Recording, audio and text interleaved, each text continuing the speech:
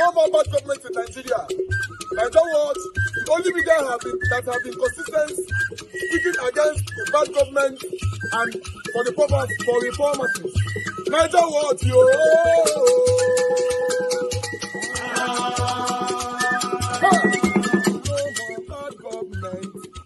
No more bad government. Niger what? No more bad government. Niger what? No more bad government. The only media that have been speaking. No more bad government. The voice of the voiceless. No more bad government. No more bad government.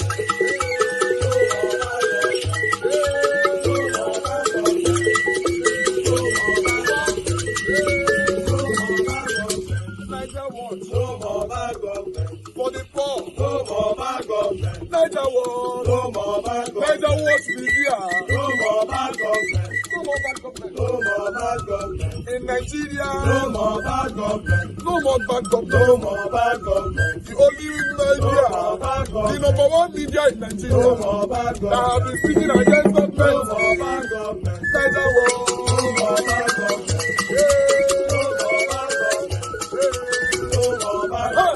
Niger what, yo? The voice of the voiceless. The voice of the voiceless.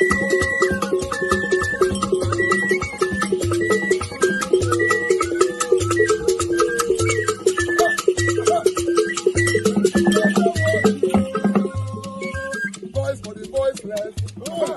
Voice for the voiceless. Niger what? Voice for the voiceless. Niger watch media. The only media that have been speaking against bad government. Being consistency since 19 Borogodo. Voice for the voiceless. Voice for the voiceless. Umuwame. Voice for the voiceless. Umuwame. Voice for the voiceless. Voice for the voiceless. Voice for the voiceless. Voice for the voiceless. Voice for the voiceless. Voice for the voiceless. Niger watch you.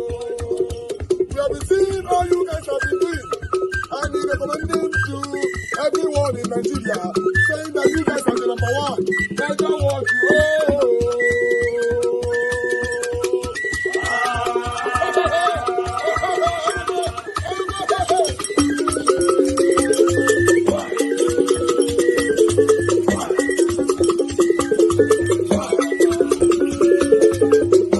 Fight. We will bring this to an end within a short time. So you're calling for private military contractors. Mr. Boyle, I mean, I get your point. I think we are dealing with, and you are a man of faith, we're dealing with a eutrophilic council, as it were. I mean, there a lot of counsel that is not right because they are benefiting from it to the president. But I want us now, at this matter at hand, to hazard possible scenarios. What happens in 15 days? Do you think we're going to be able to track in 15 days if nothing happens? We're getting some news here and there as regards the situation with those people. That's number one. Number two, you talked about the fact that hitherto we have this equipment, but you know, because everybody is immersed in this war economy, I think that's the word you were looking for. It's not even crisis, it's a war economy we have. And it goes across even more than the government agencies. You have a lot of other factors in a war economy. The question is, how do we now then stop this war economy that has started in Nigeria already? That's number one. Number two, how do we seize this eutrophilic council? Number three will be, how do we get these people out and get them home in 15 days' time? Thank you. If the president wants these guys back in 15 days, Mr. President can call all the security chiefs and say, in 15 days, if I don't see these children back, I am relieving you all and I'm getting a new set of security chiefs. I guarantee you in 15 days, the kids are going to be back. You see, because every day there is a meeting, you'll be hearing them of lack of cooperation. The National Security Advisor is working tirelessly every day, calling meetings, talking. That's why people are now getting fed up to say we get fed up with these meetings. Because at the end of the day, when operation is executed and you hear of lapses, you will then hear there is interagency rivalry. Intelligence is provided but late, or intelligence is provided early, but these institutions that is going to carry out the operation so undermine the intelligence that before they will act on it, A few days ago, I heard a former CIA agent that said the Congress assessment of 9/11 said all the security platforms of America failed because all the intelligence necessary to stop 9/11 came. Intelligence came, but they refused to process it. Intelligence came, they refused to act on it. And when something like that is happening, the only way to stop it is for the commander-in-chief to hold people accountable.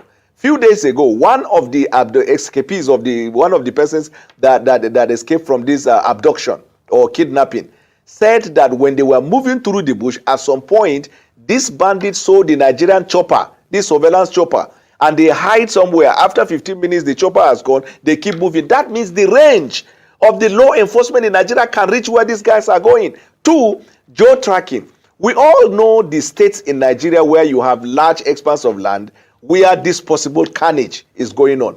What happened to our law enforcement security? And then the third one is we put so much pressure on the Nigerian army to deal with internal security matters. So they are overwhelmed and fatigued. How can you ask a carpenter to sew a suit for you? These guys are trained to fight conventional war. When you bring them into the internal mechanism of security checks, that means you are going to expect collateral damage. And the minute an innocent person is killed, then international community come and say, there is a violation of fundamental right. We are not going to give you this weapon. We are not going to give you this weapon. This falls squarely on police, NSCDC, SSS, immigration, custom. Custom are supposed to stop the infiltration of arms to the country. Immigration are supposed to check these borders where these human beings are coming. And then police, there is no part of security in Nigeria where police department, you don't have a police department in that regard. All security in Nigeria came out of police. The soldier came from police. SSS came from police. NCDC came from police. And the most ineffective and ineffectual security in Nigeria is the police. Wow. And where you cannot, that's why I said the president has to be decisive, because from Buhari to this president, I have not heard where a demand is made for money and these presidents refuse to release it. So when you release money, there must be accountability. If there is no accountability, if there is a kidnap, for either the DPO or the commissioner of police or IG of police, somebody has to pay for it. So do you think there's complicity in the system? Yes or no? Very strongly. Very strongly. And I have a strong reason to believe that strategic people, even in security, are behind some of this banditry. Okay, Daniel Boala, we have to wrap up now. We don't have up to even a minute. But let's go back to where we started from. We introduced you as a former spokesperson of the PDP campaign. But you had a comment on that. Is it that with the benefit of hindsight now, you regret your association with the PDP and would not want to be labeled as a former spokesperson, which actually is a statement of fact? Is it that you regret associating with the PDP and you just want to be on your own now? No, I have no regret that I went to PDP. I have no regret that I supported Atiku. At every given time, I do what I do based on my conviction. And when at the end of the day, I execute what I'm supposed to execute and it doesn't work out, I accept realities of fact. The reality I have accepted now is that this politicking is gone. And because of the crisis in Nigeria, the only way we can even have a 2027 election is when Nigeria is safe and secure.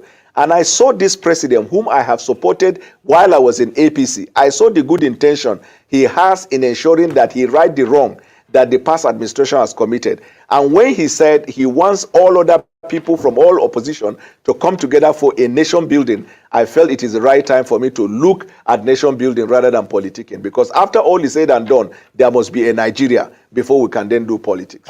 Well, on that punishment on kidnappers, I think we can make stiffer laws. We have to really, it's like we're at war. Yeah. That's what it is, because, there are various things that, would lead to something. We're at war with all these people coming to pick our children. Yeah. So I want to see the National Assembly taking a more robust stand that, this has to be, capital punishment should be in place. And I'm not mixing words with that, because people who will take your children is like taking your heart. So for a mother, and why are you taking the children? To me, it's something that we have to look into, and also look into how we can help our people to ameliorate these times. But there are better days ahead. But my advice is I don't want people to get used to handouts. All right, the First Lady there has called for capital punishment for kidnappers. The president also said that, the federal government was not going to pay a dime to the kidnappers. Let me take a reaction before I come to both of you. This is from Kenny, who wrote, "It is time Nigeria take a really tough stand against ransom payment. Our country will fall more into a fragile state if ransom payment continues. Nigerians should accept that we are at war against Boko Haram terrorists and all other bandits who demand ransom to fund their crime. Like in every war, sacrifices will be made, while structural approach is taken to eliminate attackers who refuse to stop. Members of the Nigerian Army, police, who have interests in kidnap activities in any form, whether directly or by providing support, should know that their days are numbered." I love that tweet, Dr. Bati Rufai. I don't know who wants to go first. The fact that, the federal government has said that they're not going to pay ransom. I mean, I don't know if this is just lip service at this point, because there are children out there as well. Now. Yes, that the Major General generals to be able to come back. But reality is different. Yeah. Our currency has been greatly devalued. The standard of living has plummeted. Insecurity is on the high since he came in. All the indices look like things are getting worse. Even the business sector. Yes, there's been some gains, but there have been more losses than gains. We cannot deceive ourselves. So as regards that, the president didn't get it right. But if he was singing the song, things are getting better, probably yes. I know it's a song of hope and optimism. But secondly, as regards the insecurity, so there are a couple of ideas I'm going to throw out there. Number one will be, I get the slant of Sheikh Gumi as regards the problems on ground. Those problems had not been there, had not been there today. They've been there for a while. In fact, I will link them to industry. There was an assessment done as regards the shutdown of the textile factories in the north back in the days and the direct effects and the correlation on insecurity. So once empowerment and businesses started to shut down and industries that employed a large amount of people, then you started to have a rise of insecurity. And the first point of this shutdown was the early 80s when the economy started to plummet. And that's when you had the first major riot, the Metisani riots. In fact, the study was done then that indicated that the reason for that riot was because of the economic situation. So this problem dates back to many years. Yeah. You are just having fertile ground every day in children's Almageria and everything. So I think I get the analogy of the argument of let's bring back empowerment to that area. And it goes back to these lawmakers. Let's bring back empowerment. That's from Sheikh Gumi. Yes. He's saying they should negotiate. Yeah. Yes. It goes back to the analogy of the lawmakers. Okay, all the money we collected in constituency project, what have they been doing with it? Exactly. One lawmaker that couldn't dare talk on TV how much he collected. And he's been a lawmaker for so many years there. So what have they been doing with this money? They will argue with you, if it's not because of what they've been doing, things should be way worse. But the truth has to be said. The politicians in those areas have failed. So how can we speedily bring empowerment back without also stealing the money with government bureaucracy? We've set up a Northeast Development Commission. What has that done? We allocate money to the Northeast Development Commission. How well has that helped? Okay. Secondly, the war economy, a lot of people are benefiting from it. And look at it. Do you want to calculate how much has been collected in ransom in the last 10 years in this country? That money should be a sizable part of Nigeria's budget. God knows how much will be paid. We don't support payment of ransom, but in the end, these things get paid. I mean, the Kankara kids, there was a quid pro quo. Let's not deceive ourselves. As we speak now, conversations are going on. But these bandits... But these bandits, and when you extend the conversation further, was there not a state in this country that former bandits people are people that are close to government? Were there not states in this country that the governor did a photo op with bandits? Are they not the same people that politicians use to execute elections? So when you look at this trail of how it comes around, everybody, elite class, should watch it. All right. Because we might pick a lot of people up. So are we ready to really flush out those people? Because it will come back to them. Right. Secondly, the force part of it. Yes, we can use force. But the truth about using force is, if you don't solve those prevalent problems that made those young people be recruited for terrorists in the first place, then your force will be a force that you just use and miss. It's All not right. today people have been using force. Well said, America used force so for Vietnam. Did it solve the problem? No. Well said. All right. Good morning, good afternoon, good evening to every one of you. It's good to be back again. It's another day. Today is Friday, 15th March 2024. Happy weekend to every one of you, my wonderful people. I salute to my people. It's good to be back here. It's good to be back here. Although we don't have good news for you. Yes, we are looking forward to when we're going to come here with the good news when it comes to our country. We don't have anything to do with good news for now. Our government are not interested. Although they are telling us that they are doing something about whatever that is going on. Yes, they have been doing something about it since God knows when. I salute every one of you right there on the comment section. I'd like to quickly appreciate Mother of Mommy Diaspora. Good evening to you, Mommy. Thank you very much for all you do. Happy weekend to you. Thank you, Mone Ferreira. Thank you, Michael Ganamaro, Esther Undo, Push Mom, Evie Jack, Comfort Bebe, and many others right there. I appreciate every one of you, my wonderful people. Ray Abua, Tunaja, and many others right there on the comment section. Abu Azi, thank you very much, sir, for joining us and for all you do. Thank you. Everyone right there on the comment section. Because of time, we're just going to move on right now. Please help us to press on the like button and help us to share. The only super chat we have for now is Peter Ife. May God bless you, sir. Your pocket never ever run dry. Thanks for the encouragement. And many of you that I saw so many prayers and encouragement right there on the comment section. And God bless all of you now. It's needed. Continue to rise things like that for us. In fact, it pushes us to do more for you. But nevertheless, I would like us to move on. This is the situation we find ourselves in a country where somebody can come to a national TV to let the world know that we know the leaders of the terrorists in our country, but we don't know the foot soldiers. Kai, our country, our country. You see, 24 hours later or 48 hours later after the interview, Nigeria is still calm and nobody have questioned this man. Who are the leaders? Tell us the leaders. In fact, he went on by saying that the generals, all of them, they know, they all of us. It be like say, all of us, we know ourselves. Let me put it like that. We know ourselves. All of us, we know ourselves. This is the country where hey God, Nigeria is very sad.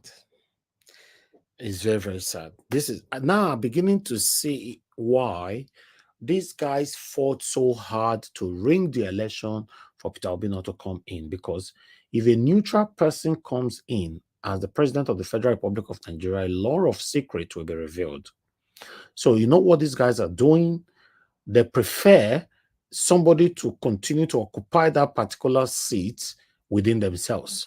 That's why you see that they have been recycling themselves since God knows when, or rather, since Nigeria was created. Yes, because they know if somebody neutral, somebody that is not part of their satanism, comes into power and sit on that seat, a lot of things will be revealed. So that's why they lock the door and they throw the key into the sea. That yes, it's not likely like, okay, Igbo man can never rule or whatever. No, there is something they are hiding that they know a neutral person that is not part of this occultic system, then they will be exposed. Like Oshomole said yesterday, that they have been stripped naked in the market square. Yes, when a neutral person comes in, that is what is going to happen. I trust my principal, Mr. Peter Gregory Obi. If Peter Gregory Obi was there, a lot of them will be exposed. So this is why you see, even during the time of the election, during the time of our time in the PEPT, even when we went to the Supreme and all of them together, how many leaders, elites that we all know in Nigeria that stood by Peter Obi to make sure that yes, or rather, if not even Peter Obi, that stood with us? How many? It was extremely few. Few. Because all of them were quiet, they were silent. They are not interested. How many governors? We have 36 states in Nigeria. I don't know if they have made it 37 because of the FCT argument the other day. So let's work with the constitution that we know. 36 states, right? And we have 36 governors. Please, guys, can you guys tell me how many governors out of the 36 governors that came out to speak and stand with Obi and the concerns Nigerians with what we are facing right now during the time of the 2023 presidential election? Nobody. None. Not even in my state. Governor Obaseki, none of them. Not Oshomole, the former governor, or whatever. So I'm not here to speak against anybody's state. You all know me now that when I talk about anything to do with Nigeria, I like to start with my state for you guys to know we don't practice biasness on this platform. None of them. Do you know why? There's a secret that all of them know. That they know if stranger come in, that secret will be exposed to the world. Yes. So that is why you see these guys are doing what they are doing today. If we have to look at the other way around, normally 8 years in office, I've talked about it before on this platform, it's too much. Yes, because every one of them want to spend 8 years. They only just put it there. 4 years. After 4 years, you need to recontest again. Tell me how many of them that have lost after 4 years. It's like 3% out of 100% since the history of Nigeria. Go check it. 3% out of 100%. How many governors, presidents you've removed after 4 years? You see? It's 3% out of 100%. So 97% of them always retain that office. Now, tell me, if these guys, if they don't know what they do, tell me why we go get 8 years. I first speak about, because our country is not working, just like some people come here sometimes to do comparison about Nigeria and America, Nigeria and UK. There are some things we don't even need to talk about. Some arguments you don't even need to bring into the public space. Keep it. Discuss it with your wife and husband at home or your children. Don't bring it here. Like some people saying that Donald Trump, let me divert a little bit. It's still the same thing affiliated. Donald Trump is like Agbado and all that. If Donald Trump is like Agbado, according to the word you guys are using, every Nigerians in America today are living in a conducive environment. Your children are safe. You are safe. Yes, we understand we have gun crime in America, but you still cannot compare with Nigeria. I would prefer to have someone like Donald Trump. If you guys said he's corrupt or whatever he is, I don't live there, I don't know. I would still prefer to have someone like him as my president in Nigeria. At least I will have the same conducive environment that you all in America are enjoying today. So some comparison doesn't make no sense to me. Because I know some of you will come home later and you are talking about we cannot be having 8 years. After America, they do 8 years. This is the same satanic comparison I'm saying that we should discuss with our family members at home. Because of the state of the country. Normally, I'm a big support that our constitution needs to be amended. And then we need to change this duration of 4 years or 8 years. They need to change it to 2 years. Your first 2 years, if you not do well, you are kicked out. You're thrown out. You're thrown out. Then, after 2 years, you need to recontest again. If you win, then you do another 2 years, you are out. A new person comes in. 8 years is too long. This is why these guys have the opportunity to steal. But guess what? They always have response to this kind of conversation. Do you know what will be their response? They'll say to you, oh, you not go reach us, stay work. 2 years is too short for us to do work. Before you go do this one, nah. You not go reach us. These guys are criminals. Our constitution must be amended. They need to amend it to make it 2 years, both from presidencies to the lowest level. If you want to be the president of the Federal Republic of Nigeria, your first tenure in office is 2 years. After 2 years, we go back to the poll again and contest. If you do, just for example, say they do wuru put, at the end, he can't win again. At least you and I will know that at least it's only 4 years altogether. Now you go spend for that. Just imagine now the situation we are facing with Tinubu right now. You and I already know that. I don't know. I don't know how you guys will remove Tinubu in 2027. Because talking, sometimes people just come in, oh, 2027. You now listen. If you guys listen to me on this platform, I've never joined any of you talking about 2027. And I will never join any of you talking about 2027. They'll be talking about 2027 when the same satanic set of people are still in power. And you're talking about 2027. Then you are not serious. If your foundation is not solid, your house will fall. It should be 2 years. That is my stand on that. Then let me come to the first lady, Tinubu's wife.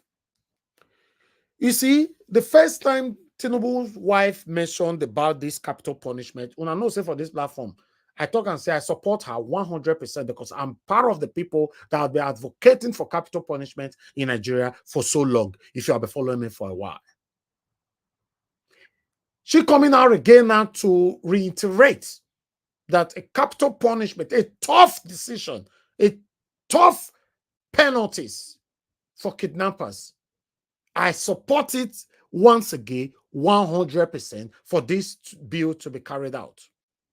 But I would have loved if they can add corruption to it. You see, they cannot add that one to it because almost all our leaders are guilty of that area. So they will not add that to it. Because normally there should be capital punishment for corruption in Nigeria. The only way we can stop corruption, in fact, we can turn corruption to zero in our country, there must be a capital punishment without any practices of biasness, without any practices of nepotism or favoritism. But even though they introduce it today, guess what? If you have the same people in power, then the law will be selective. This is the problem we have in our country. The law will be selective. Highest bidders will always get away with it. If you catch one governor with corruption and they just sentence him to hang or whatever in court, they'll carry and go wherever they carry, they go before the date where they want hang or kill them or do whatever it is. Then highest bidder go come in. And then you go see the person where they say that without sentence is already walking on the street again. Mind the keyword, sir. You said what? Yes, go ahead. Mind the keyword, the keyword. Okay. Thank you. You understand? So this is what we are talking about. Even though it's introduced today, that is my wish. I want capital punishment to be introduced or the bill to be passed on corruption and kidnapping. But if it's passed, the law will be selective. It's very sad, my people. I'm doing my part. I'll continue to do my part. And I want to say thank you to all my wonderful people right here that's listening to me, my wonderful panelists, callers, spectators that is genuinely fighting for Nigeria to work, for Nigeria to be better in our time. Yes, let's continue to do our part. Do your part. Anyhow you can do your part, just do your part. If you want to do your part on this platform, do it here. If you want to do it on another platform, anywhere, as long as you know within your heart, you are not deceiving yourself. Yes. As long as you know within your heart, you are not deceiving yourself, then do your part anyhow, we can have a better Nigeria. I'm not part of the people calling for the destruction of my country. No, I love Nigeria so much. I'm a patriotic Nigerian, and I want Nigeria to work. And the only way I believe Nigeria can work is to have good governance. But the way it looks like now, these guys will not allow that to happen, because we all put in all the last effort for Peter Obi to come in. But Peter Obi is not there now. Thank you very much, my people. Good morning, good afternoon, good evening to you all. I thought I should put my little cent in there. Guys, press on the like button, press on the $sign, and let's take it from here. I need 10 people to press on the $sign, my people. We're going to be doing this every day. Like I said before, you don't need to be put under pressure, even though now $1 you want put, but let it be a daily thing. 10 people press on the $sign, encourage us to work here.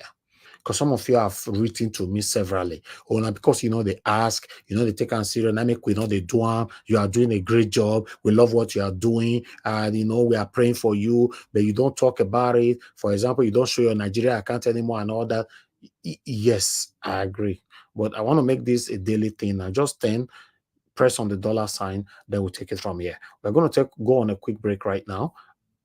As we come back, then I'm going to count how many people that have hit on that $sign. Now, God, now will bless all my people. See you guys shortly.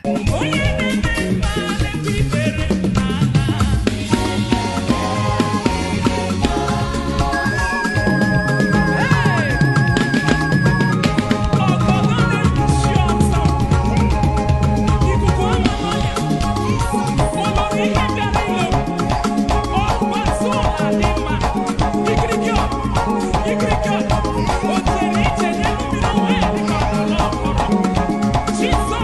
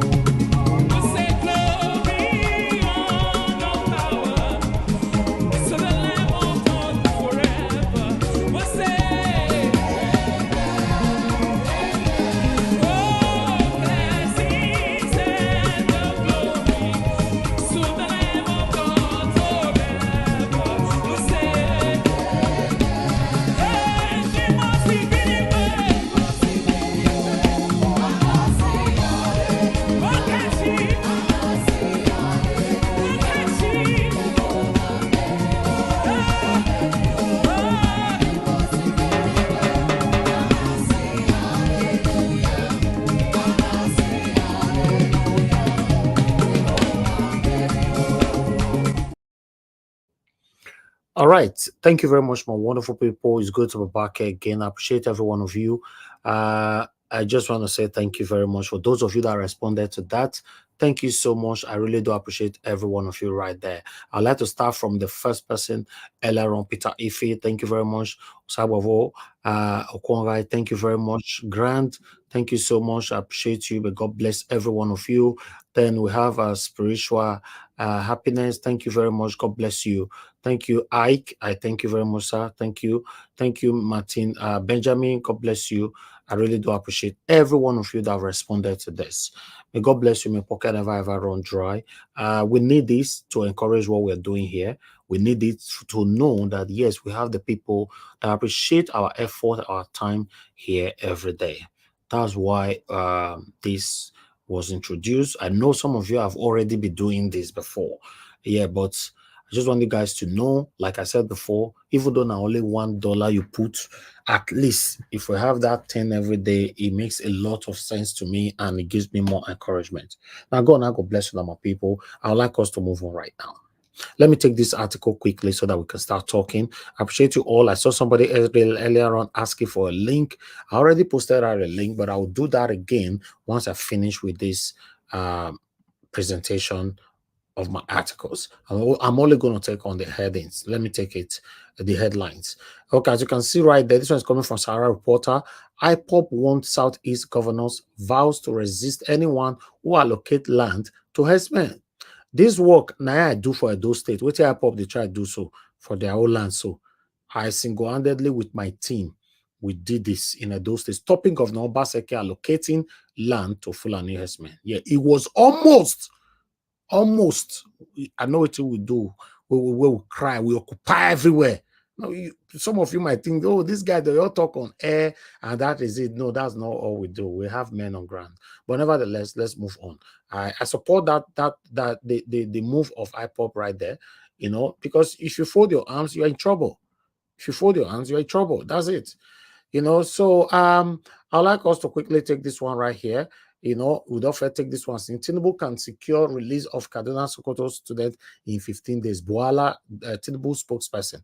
Now, they call on Tinubu spokesperson. Now, no, say if today, he want the arrest people, but they not talk saying that the former Article 8. Say me they ought to say, mean they address him directly. So that's what they say, my people. That's what our leaders do. But meanwhile, Sahara Reporter reported this. We have lost confidence in Akpabio's Senate leadership made in unprecedented corruption. Northern Group, they don't talk to Rana, say no. Although they really talk. In fact, this article is one of the best, but unfortunately, because of time, I'm not going to take it. They tell them, say, make you use the leg come up for office right now. But nevertheless, they also tell Bola Ahmed Tinubu say his presidency will be tarnished, or rather, will be stained with someone like Akpabio. So let's move on. Let me quickly put another one on your screen right there. Guys, continue to press on the like button. I can see some of you still supporting me right there. I will acknowledge you shortly once I'm done with this. God bless you, all my people. As you can see, Nigerians to enjoy improved electricity supply in 6 months. Minister, and I talk this one, so not be saying in 6 months. These guys, they are very good at giving us hope. Anyway, fingers crossed. That's what we are crying for. That's why we come on air every day. We want Nigeria to be better. Do your part. Let me bring another one to your screen quickly. These are headlines.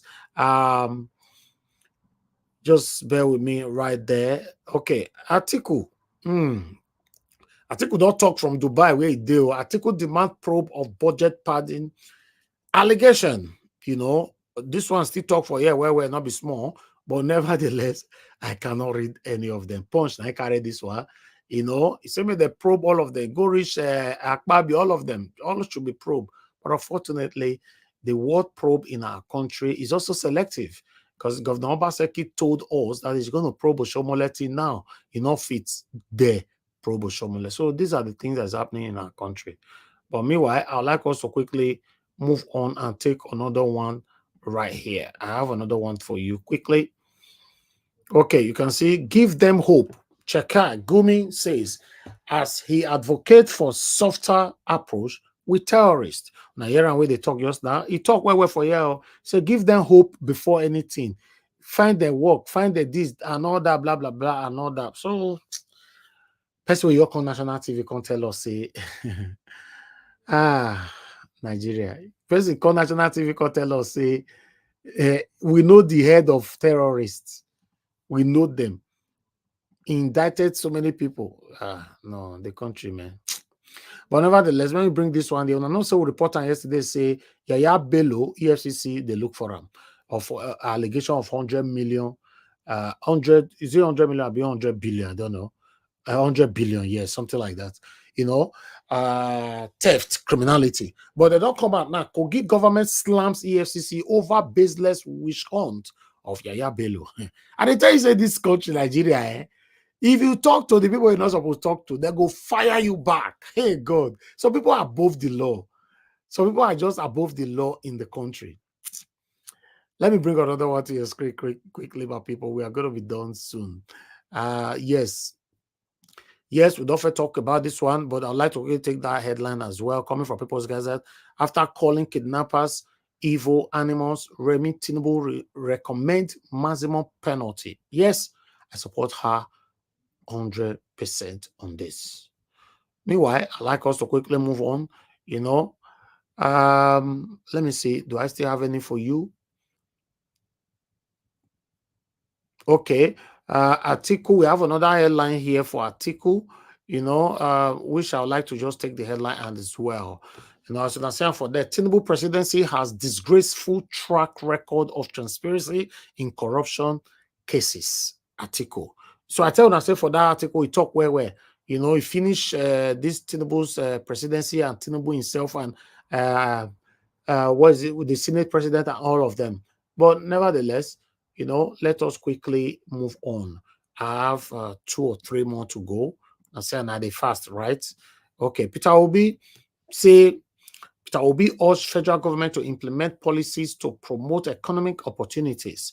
You know, Peter Obi went on here. Let me, you know, no side they like to tell Peter Obi this. Okay, don't worry, I have a video to just play on Peter Obi's. This, let's leave this one. This one is coming for the Guardian. You know, because of time, you know, more leave this Peter Obi. Oh, no worry, I'll play. I guess short clip for Mr. Peter Obi. You know, to reiterate. One moment, my people. Please do your part. Just be pressing on that like button if you know you never press them. You know, we'll go say I look and later now say now let few people don't press them. You know, okay, this one here. Senate budget padding cause padded hunger, poverty, insecurity. Article says. Article talk where for that article. I would like me some of them wanna go read them and I go like what the article talk about right there. But I like also quickly listen to this short clip here from Principal Mr. Gregory Peter Obi. Listen to this. We will put people out to stop until we start building that in Nigeria, where we're sure that Nigerians will start being pulled out of poverty, out of suffering. That government will genuinely start caring for the people. It's for them to have hope in Nigeria. If what we are going through have happened in other countries of the world, and if we do the right things, we will take back the country. If we use the resources of this country in an efficient, effective manner, we will put people out of poverty. And I say it categorically, we know what to do. It is there. All we need to do is to do the right things, starting from fighting corruption. People cannot continue to be allowed to steal public money and live the way they want when everybody is suffering. People can no longer mismanage our resources. We need those who have the competence, the capacity, the character that is required, and the integrity that is required for governance to come on board. We cannot be running a government that is criminalized. Thank you. All right, Peter Obi don't talk that one, talk and tired, talk calm every time, and that's the situation where we find ourselves today in this country, Nigeria. Thank you very much, my people. I appreciate you all. Good morning, good afternoon, good evening to every one of you right there. I appreciate every one of you. Trust me, everyone. In fact, like my brother, Mr. Alex, they talk before he start his submission. They talk and say, both our enemies right there listening to us and all that. It a greet all of una, you know, but if they talk and say any evil plan wanna plan, I go use on head carry on. So I like that part where Mr. Alex said they come out most times now. So to be honest, I greet everybody right there. If you're those people fighting how Nigeria can be better, and God bless you all. If you're our enemies, you are listening to us. Yes, we know somehow, someday, you know, you might also be converted, because I've seen bad people turn to become good, while we've seen good people turn to become bad. So continue to listen to us. Somehow, someday, I believe God will touch your heart to do the right thing. Thank you very much, my wonderful people. I'd like to quickly appreciate you, Peggy Mode. Thank you very much for the super chat. Earlier on, Obi Oshuko, thank you very much for the super chat. May God bless you. Nozakare, thank you. Martin Benjamin, Mr. Ike, Spiritual Happiness, Grant, Sagbovo Kongai, Peter Ife, and many others. Now, God, I God bless you, my people. Let me call on the first person to call in. I don't know if callers want to call. Okay, let me, as usual, let me quickly see if somebody will call in 10 seconds. Just 10 seconds, I beg, 10 seconds, because we've waited for so long now. I know my panelists, they can't wait to start talking right now. And I'll post out a link shortly. Okay, we already have a caller already. Ogashimize is right here with us. Good evening to you, sir. Thanks for calling in. Please talk to us. Yes, that was good evening. Yes, sir. Good evening, yeah. I disagree with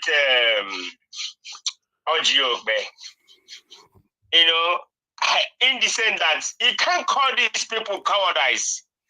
The people we're supposed to call cowardice is the military that doesn't know their work. These people they're just smart and came and kidnap people and made away with them. You come in there calling them the kidnappers are cowardice. I don't believe that. They're smart people. The military, they're supposed to. I myself, I'm calling military in Nigeria. They are cowardice. They're supposed to go after these people and rescue the masses, because it's not one person. It's not two. It's not two people. It's over 300 people already. If you count them, it's too bad in Nigeria. I used to know. Okay, the bushes. How people will enter the bushes, go and do whatever they want to do, go to their farm. Insecurity is hitting Nigeria. Elvis, do you remember the Gouda ultimate search? Do you know the reason why they stop it? It's because of insecurity. This Gouda ultimate search do on forests in Nigeria, which that's my best. Best system then in Nigeria Program. because best program. Thank you. The best program in Nigeria then. Tell me if who will have that courage to enter bush to go and do a good ultimate search? Nobody. Nice program then, but Nigeria take everything on granted. We have all it takes in Nigeria to make living, but so-called politicians, the criminals in Senate, the criminals everywhere in government, they keep doing what they're doing, going if they do anything, nobody asks them. The main thing, what Oraka said about the brain, and I was laughing when he said that I don't know the brain, whether Nigeria they still have the brain to think. I don't know if they still have the brain to think. Nigeria should wake up and their sleep. So let them know that these people, they are not for them. Then people need to chest out from the government. Then thank you. Your minutes is finished. Oh man, I don't want to. Can you hold on me? Oh yeah, quickly. I give you 1 more minute. All right. If Nnamdi Kanu is terrorist, are they going to go all the way Kenya kidnap him? Because it's not a terrorist. But the terrorist is terrorizing the country. It can't even do anything. So the government need to do the needful and wake up and help the masses. Thank you. People are hungry and dying of hunger. Thank you, Niger Watch. Thank you very much, sir. God bless you. Thank you so much. All right. I appreciate every one of you right there. Let me quickly pick another call here. Bright Asamoto, thank you very much, my brother, for your time with us. Guys, help us to press on that like button and share. Bright Asamoto, are you there? Hello, good evening. Yeah, good evening to you, my brother. Please talk to us. Good evening, Mr. Nanjawash. Thanks for having me. Good evening, everyone. Happy weekend to you all. Let me start like this. Mr. Nanjawash, you've done your best, my brother. You've tried. You've tried. Need to say that they collect salary. I'm not sure say we copy they pay you. Truth, because it's not easy. Thank you. To be here to the every day, trying to, get the people informed. You see, at the end of the day, it is we who live in the diaspora that is more concerned. They are really concerned, but the people back home, they are not aware of the situation they find themselves. It's not their fault anyway because it was a systematic system. Gradually things were being taken out, and people began to, don't have the awareness of what is going around them. When I was growing up, I used to say you could watch EBS or BSTV, EBS those days of BTV when it was blended television. You could watch them, hear the news, watch movies, watch animated movies for children. Everything was in place. You could go to school, get the best knowledge of what is happening around you and what is even happening in government. But gradually, these people started taking everything up. But your tap water is no more there, light is no more there, the state television houses are no more there. So gradually, they started putting the people backwards. So the more the people are in darkness, the more they don't know their rights, the more they will appreciate anybody who give them a bag of rice and call the person my leader, my chair. And when that person tell him to go and slap somebody, he does not look back because he knows that if he refuses, there will not be food on his table. Exactly. So the system is a mess. It's a mess, and our military too, they are compromised. The only fear I have now is that with these things going on in Nigeria, gradually the United States are going to slip into Nigeria in the name of we want to come and rescue. Before you know it, they will say, okay, because the Boko Haram situation is skyrocketing every time, they will have a little base in Nigeria. Before you know it, they will be there and they will not leave. Just like the way France was in Niger, they will stay there. That is what is going to happen.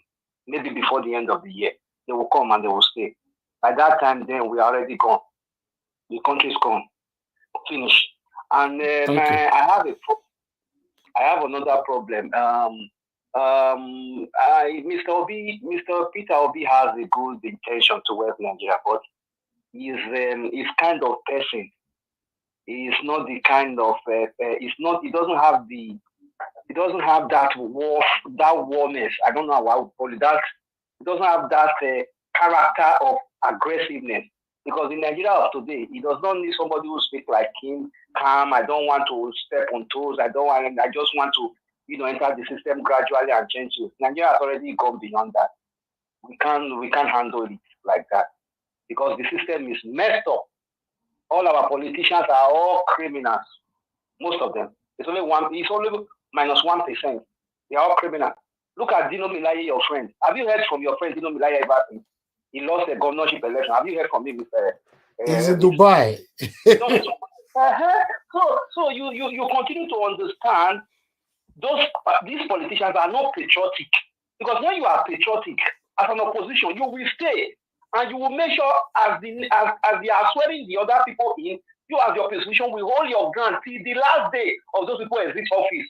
You will continue to be pointing out their loopholes to the people, to the general public, so that you will get your vote in the next election. But you see these people, once they lose, they all run away.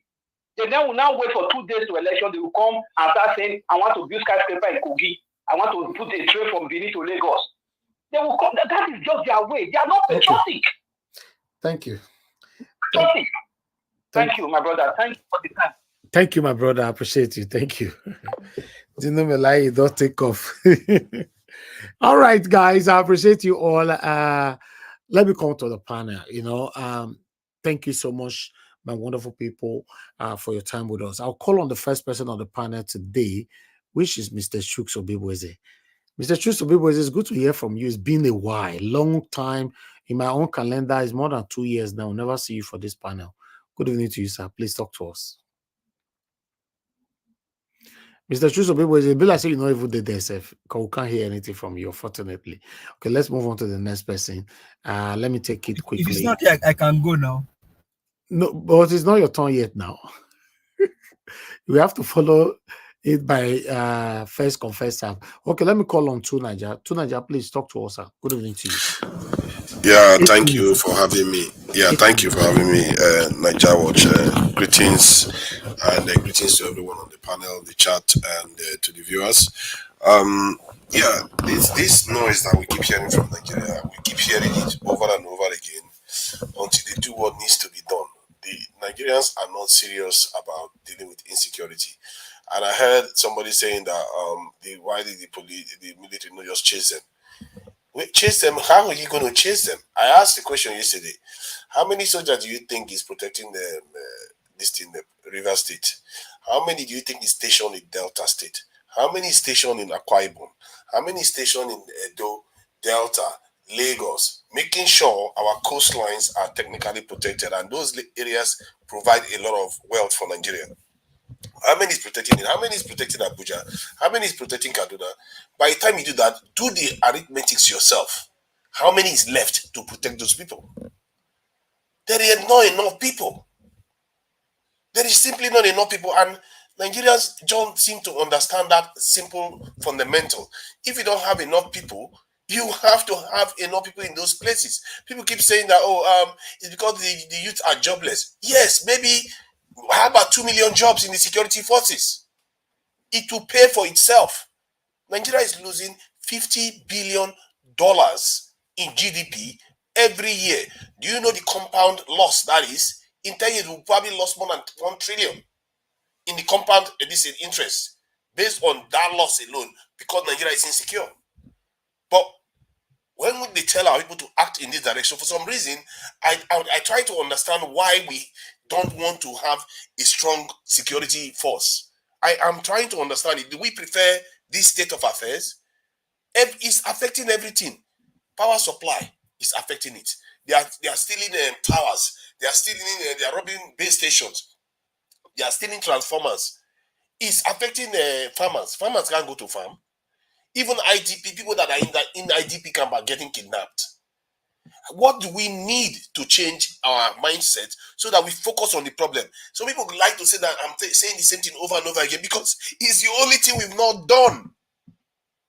This is what other nations do. Other nations, as a matter of fact, they have not even started this. They are not even at war right now. They are already preparing for war. The UK now, they're talking about increasing their military by how many? From 70 to 130,000. That's the army alone, to 130,000 in about 3 years. That is almost 50% increase in number in 3 years. They are not even at war. They are not kidnapping 220 people. Why is it that it's like we have a broken threat assessment, and this stuff has affected our forefathers. That is why they were welcoming Oyibo people into our country. We're selling our people to them, and then we end up enslaved and colonized. That threat assessment is still missing. Other people are so paranoid. Why are we not? Why is it that we wait? In short, we don't even wait. Even till now, we are not still responding. 200 and something get kidnapped, we are not responding. Another 700 and something people get kidnapped in 1 week, they are not responding. All they keep talking about, this one is doing this, federal government is not doing this, they are not paying ransom, or they are going to catch them. They are going to catch them. They're going to take more again. What is the point of catching them when you are not putting the necessary security forces in place to prevent it from happening?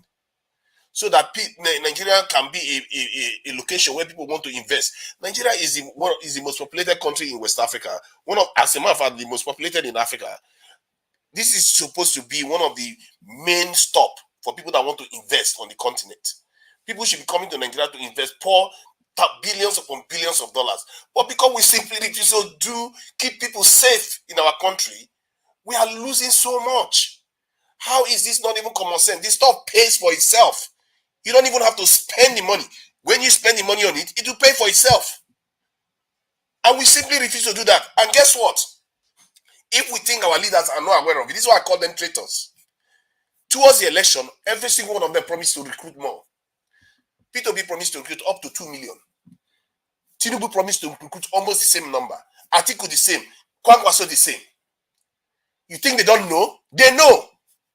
And the previous caller talked about how they could invite Americans in. These people are not serving us. While they are doing all this stuff, they will be bringing their partners. They call them partners. They will bring them in to come as if we don't have heads to defend ourselves. We do. It's just that we as the people are not awake to demanding what will work for us. Tinubu promised to recruit. He did that in Chatham House. He has not done anything since he got into office. And who is holding him accountable to that? Nobody. Not one person I've seen said, Tinubu, you didn't promise you're going to recruit more. Where are they? What are you doing regarding that? Because all these people that are complaining that there is insecurity, guess what always happens? It's not because we don't have security around, but by the time they get there, it's too late. One of the people that was kidnapped that escaped, he said he was walking for hours in Kaduna before he met the first person. That's first person, not even security official. For hours. That shows you how vast the land is, that security officials are not present. If you have a nation like that, you're asking for trouble. Go and walk into Algeria and see whether you're not going to meet security officials before long. If you walk into Algeria, before you walk 1 kilometer, you're going to meet a security official. Why are we not protecting our country? We keep complaining and complaining and complaining. I don't understand. See, I seriously want to understand why Nigerians don't want to protect themselves. I really want to understand why they are. Is it that they are worried that they are going to recruit only Northerners into the military? Is it that they are worried that they are going to steal the money? But they are stealing the money now. So why don't you just, recruit more, secure the country gets more money. Even if they steal the money, there's still a lot left for us. You think they don't steal money in America? They steal money in America. They steal money in the UK all the time. But there is a lot more left for everybody else to eat.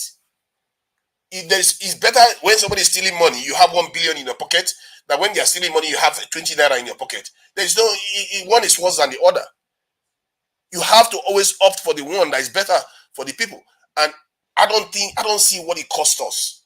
It doesn't cost us anything other than better living standard, other than feeling more secure in our country, other than all of us in the overseas being able to return home without fearing for our lives, other than the government being held even more accountable. Because if you have all this security problem, how are you supposed to be dealing with them or with the padding that they are padding the budget? Where do you have time to be dealing with other padding?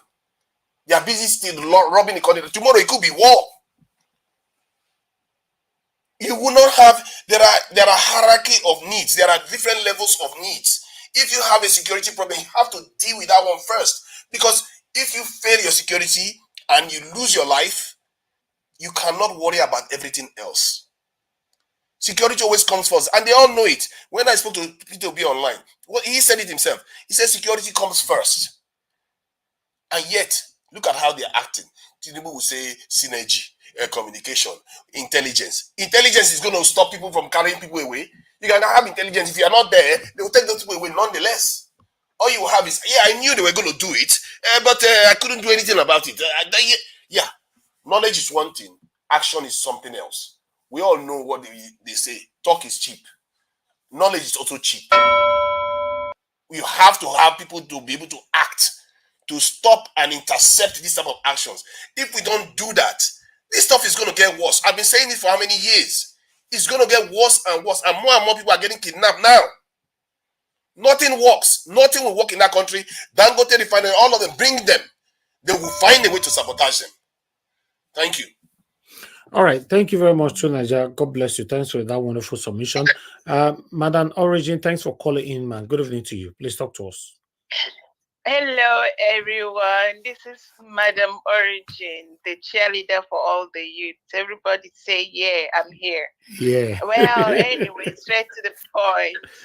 Mr. Niger Watch, God bless you. Bless you again. This candlelight is no go quench. Lie. I'm going to do night vigil for this candlelight. We must be here. talk the matter as it affects us, the human beings in Nigeria, living in Nigeria. They concocted poison that they gave to us. We don't know how we are going to get out of it. Mr. Forefather, you see, make I tell you, yesterday you made, they say club. You said two things that I liked, but I'm going to leave it there because the problem, the problem, but the solution is what you don't know. The solution to our problem is the center cannot hold. Things fall apart. Center cannot hold. What is wrong in, dividing this country? What is wrong? If you say it with the fire catch somewhere, it is not working. You see, there is so much imbalance that it is difficult, almost impossible for this thing quagmire called Nigeria as a country to stay together. The people in the north are going to be very okay. In fact, the 30 trillion in their principal collected, they can use it to start fixing and building bridges and doing things. The people in the southeast, south, they will fix themselves. This thing you're calling insecurity, let me tell you, I have lived in about 2-3 countries. They don't even, their police, what they have is baton. They don't even have the fighting. So peaceful. They know that I don't even think they have an army. And they are at peace. What is wrong? When I was growing up, we don't lock our doors because there was peace. The problem we're having is everybody knows. When we talk about it, you look like the poor pepper all over. You say you don't understand. We have criminals in our own. Everybody have criminal in their domot, and they know how to deal with it. But the major problem is that the center cannot hold. The center is perpetuating all the problem. Once you dismantle this thing, you will see peace will come in Nigeria like cuckoo. Today, I just want to talk like, the street girl. That's how I feel like today, because this thing don't pass Sopopo English. Let us do something and settle this matter. Look at all the Mr. What is that his name? Say in the animal kingdom. Yes, we have people that know their animals. He's the one that calls himself an animal. Or some animals in that they are caucus. Animals trying to make the rest of the Nigerians animals. We are not. I rest it there, okay. Mr. Niger Watch. I am here to talk. God bless you. Thank you, ma. Thank you. Thank you very much. All right. Let me come back. Callers, I'll come back to you again. Let me go to the panel. Call on, give us a mandate. Give us a mandate. Thank you very much for joining us today, my brother. As usual, good evening to you. Please talk to us. You have 8 minutes. Thank you very much, Mr. Helvis. Hopefully, you can hear me clearly. Yes. Good evening to you, and then the panelists, and then everyone in the comment section. Greetings to everyone. Greetings, Mommy Diaspora, Madam Marin's Finest, Abueze, and everyone on the comment section. Greetings to you. Thank you very much for doing this again today. I sent you some links, but the one that I may probably even, yes, I saw it, the army one, right? Yes. Yeah, we already played the video. Yeah, I mean, you laugh, right? It is very interesting to laugh. My brother. One thing is, I said yesterday, we know the broken record people. Nigerians always listen, pay attention, keen attention to your problem. Madam Origin just said something now that is very pertinent. In those days, we don't even care to even lock your door. You go by, in those days, you can, for example, in Apa, you can basically trek. You can even do, you can do your workout as early as 2 a.m. somewhere in Ajegunle Apa. Nobody harass you as early as 2 a.m. in the morning, 3 a.m., 4 a.m. You are just going. Nobody harass you. Nobody. And I painted a scenario here. Before Jonathan came to power, if anybody can remind me, was there insurgency? Maybe somebody can tell us. But because Buhari needed to get into power by all means, the Nigerians, do you know how many people that lost their life because Buhari had to become president in 2015? Do the mathematics. In 2019, now, have you asked yourself the reason why the railroad from Nigeria to Niger was created? El-Rufai told Nigerians they brought in Bandi by themselves. The head of the Boko Haram today is Chetima, your vice president. Is Nigeria fighting against Libya or Ghana? No, you can't say the head of the Boko Haram is Chetima. No, that is Okay, wrong. well, You cannot say such thing, please. okay, Do you have proof for that? okay, okay. No, I no, mean, no. You say allegedly. Please don't do that we now. respect the channel. I mean, Not about allegedly. respect. Just say allegedly. Okay, Anytime you allegedly. want to say it, if you know you don't have proof, don't say such thing now. You're Okay, learning allegedly. But I mean, we saw Chetima went to greet greet his guys in an uncompleted building. not This only reality. at Chetima. You know here where Gumi talk and just now say all of them know themselves. All of them. So my brother, I know, And I then know, you I still know need to because use I know what you ask allegedly. me, sir. I know, allegedly, but let's put that word allegedly here. I know what you're asking me, sir. We know it is not the sickness of the eye or the sickness of the brain. We know. Now, and people are telling you about recruitment. The army just said Kaduna Borno adoption that happened wouldn't have happened if we were notified early. Did they tell you about manpower there? No, not about manpower. Even though what they even said here in this headline to me is I don't know how to say it. So they had to inform them. They didn't inform them early. Okay, so after they now inform you, what did you do? Did you go after the terrorists? You said you were not informed early. Okay, well and good. But when you were informed, did you go after the people? No. Why? Because they had to get a command from above. And where does that command come from? You can ask yourself, you know it. During Buhari's regime, any Boko Haram member caught by either army or navy or air force, they had to check with Abuja first, with Asorok. What should we do with this person? And they will tell you, let them go. They will tell them, let them go. So the problem of Nigeria today is not about manpower and military. No, sir. We know the problem. The problem is that nobody is giving them the command to go after the people. And you also want to ask yourself, is it true that 200 and something children were kidnapped? Did you see? Is it true that 200 and something children were kidnapped? Why are their parents not even clamoring? Why are they not crying? Why have you not? I don't know, maybe you have seen a video of the women crying, the people that they kidnapped their children. Those 200 and something plus 300 parents crying and say, oh, their children is part of the people that were kidnapped. We've not seen them. So all of these things, they are cooked up. Some of them are cooked up. And then they're asking you for 40 trillion naira as ransom, and they brought down to 1 billion. Nigeria does not have the problem of manpower when it comes to military. Nigeria lacks leadership. Leadership is key in everything. Now, I made some analysis here about who the first man of the country, who sits in court as the first man of the country.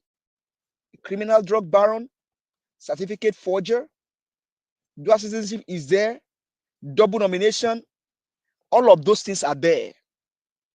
Now, the second man, allegedly, is the head of the Boko Haram. Allegedly. Then the third man, Akpabio, NGDC was there. NDC loot. That's the origin of off your mic, off your mic, off. So the country has to look like the people that sit in the helm of affair. The head of chief or the chief of staff today was a thief in America stealing from his client. That one is not alleged. I mean, there was a publication to that. The governor of Ogun State has a mugshot, and you have criminals everywhere. There's a video of Iyabelo that I sent to you also. A woman is crying for 7 years not being paid. For 7 years not being paid by Iyabelo. So the country has to look like these criminals so that everything can look like Semperais, Comparais. Nigeria does not have the issue of military manpower. Nigeria has the issue of leadership. Who gives the command? The army just told you this wouldn't have happened if they were informed early. Okay, you were not informed early. After you got the information, did you go after the people? You didn't go after them. Why didn't you go after them? Maybe command was not issued from Asorok, because they were the one that used this guy during Buhari's regime. They used these guys during Buhari for him to come into power. They made them promise, and those promises cannot be fulfilled anymore. And these guys are taking up now weapon against their own people. Both the ones in Nigeria and the ones they brought from outside the country. They have to get their money, and until they get their money, the country will not know peace. This is evil. Evil in leadership. Wickedness in the name of affair. And until Nigerians arise and take their country back, nothing will be done. Peter Obi has been talking. He will continue to talk as the opposition. But what we make out of this talk is what I'm so particular about. Is this how the country will continue to go down, where they pad budgets with trillions of naira, and the country is the country just silent, like nothing has happened. Thank you very much, Mr. Elvis. Are you the floor here? Thank you. Give us a mandate. Thanks for your submission. Let me call on Mr. Chuksobibweze. You said you're ready now. Please talk to us. Good evening to you. Good evening, Mr. Elvis.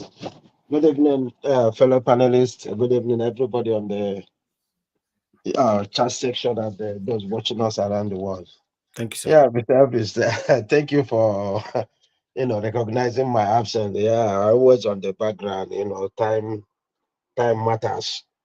So if I'm not in a comfortable position, I wouldn't want to put noise or distractions. So I'm always on the backstage. I understand, sir. Yeah. It's a thing I don't know. I'm happy that you're on this panel today, because when I was listening to Daniel Buala and Sheikh Gumi, I was only thinking about you. You heard what they said, yet you keep pushing for recruit. I don't know how many you're gonna recruit that will do the job without the proper commands. It's not like Nigeria is not capable to deal with this situation, but we keep lying to ourselves. All these things are pure lies. It's business. So they wouldn't want that business to end. Think about the NNPC. It's the same story. Our crude oil, the same story. So it's not about recruiting. Don't we have capable hands that can handle NNPC, handle our oil? Do we not have enough manpower too for those sections? The problem is we're lying to ourselves. You had Buala said they mismanaged the money they're giving them. With the amount of money you're giving these people, there's no progress. And they want me to go and join the military when I'm looking at how much they give to them. If junior soldiers say they're not being paid, straight away, they could marshal them. What are we not talking? If nobody is asking the army question, and the junior soldiers think, the senior soldiers, they just spend the money for themselves, and they come out. Me and you, we condemn them, that they went too far. But look at what is happening. It's not about recruitment. Yes, all these people who are telling you they're going to do this, they're going to recruit. You cannot recruit without reforming this dead institution. Are you recruiting them to be like them as well? That's what has been happening. That's why this system is like how it is today. It's because we failed to go in there, clean up the organization before we start recruiting. There's nothing you do without clean up that can work. It's as simple as ABCD. So you can go on and say recruit. If they ever recruit, there's nothing, I promise you, there's nothing that will come out of it. Because with which morale? I think it's, I heard somebody say when they want to recruit in all these countries we live, they go street by street, asking you to come, showing you what they are doing, what they have done to motivate you. What is the Nigerian army going to tell you to motivate you to join? Tell me.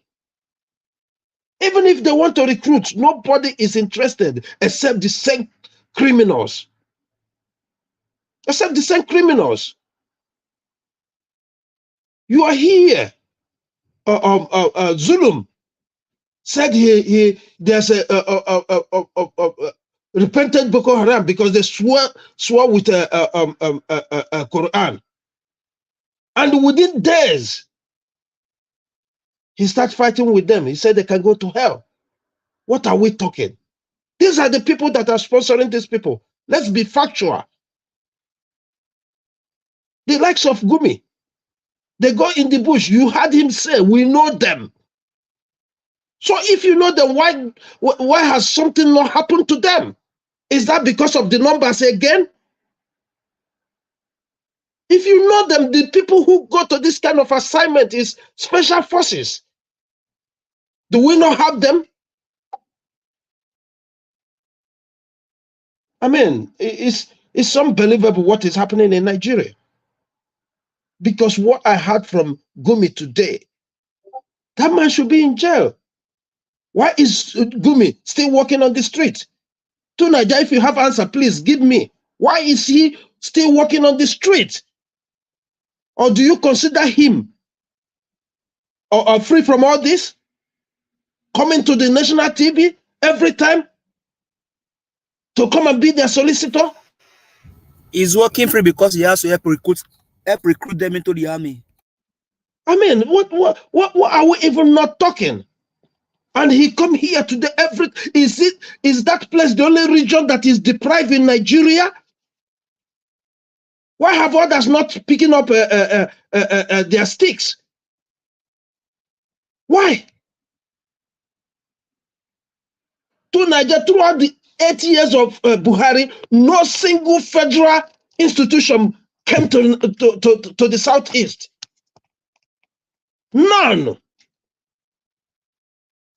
Yet, the people never pick up their stick and start this kind of thing with excuses.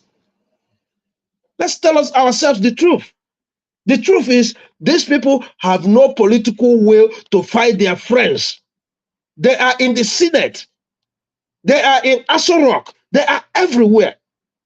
That is the simple fact we need to state.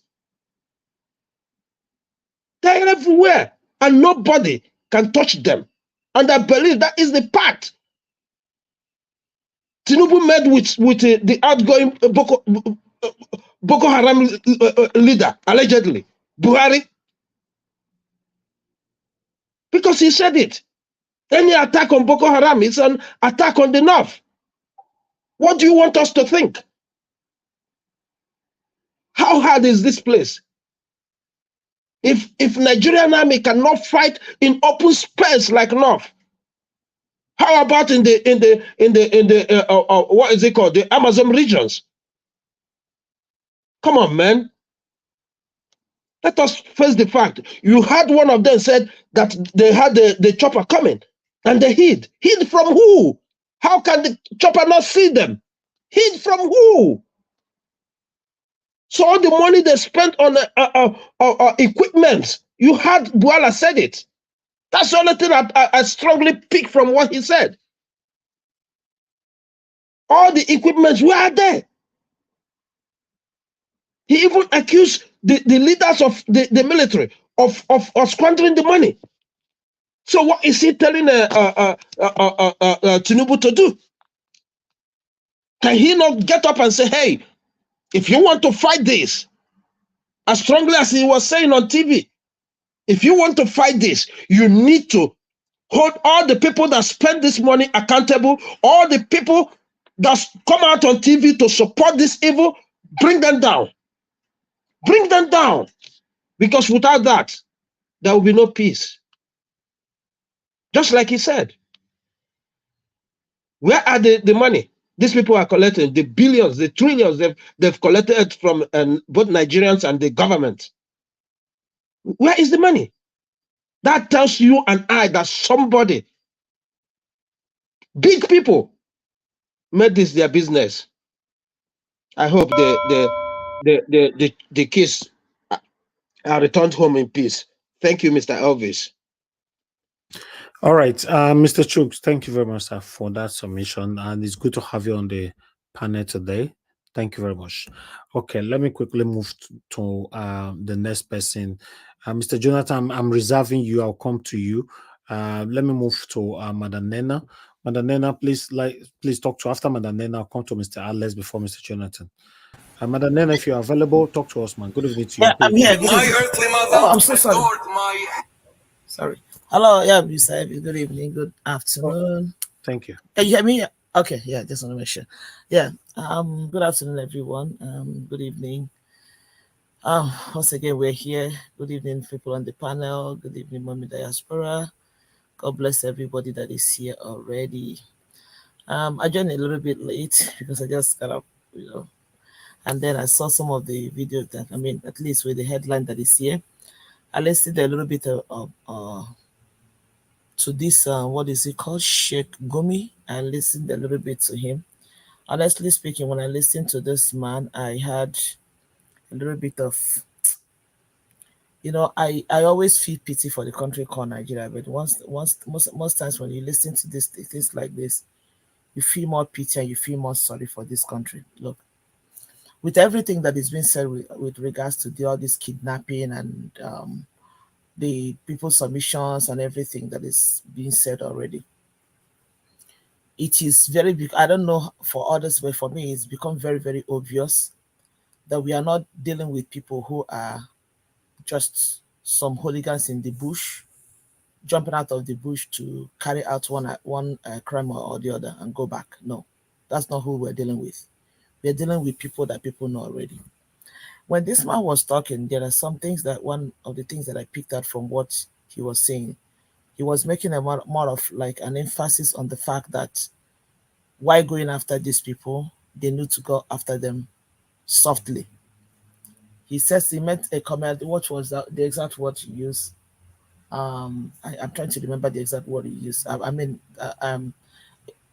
Okay, they should not use I think kinetic. If that's the word, I think he used the word something like not to go kinetic on them or something like that.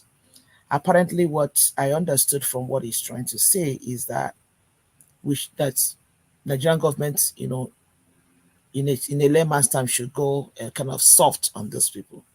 And I ask myself, why exactly should that be? And after listening to him, listening to what is this guy? I see him as nothing but a traitor. What is his name? The one that was with Atiku, that is now on the Tinubu's camp.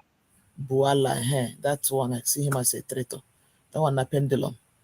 That was introduced as former speaker. He tried to tell them that they shouldn't be introduced him as a former spokesperson of Atiku. So he's indirectly trying to disassociate with himself with Atiku.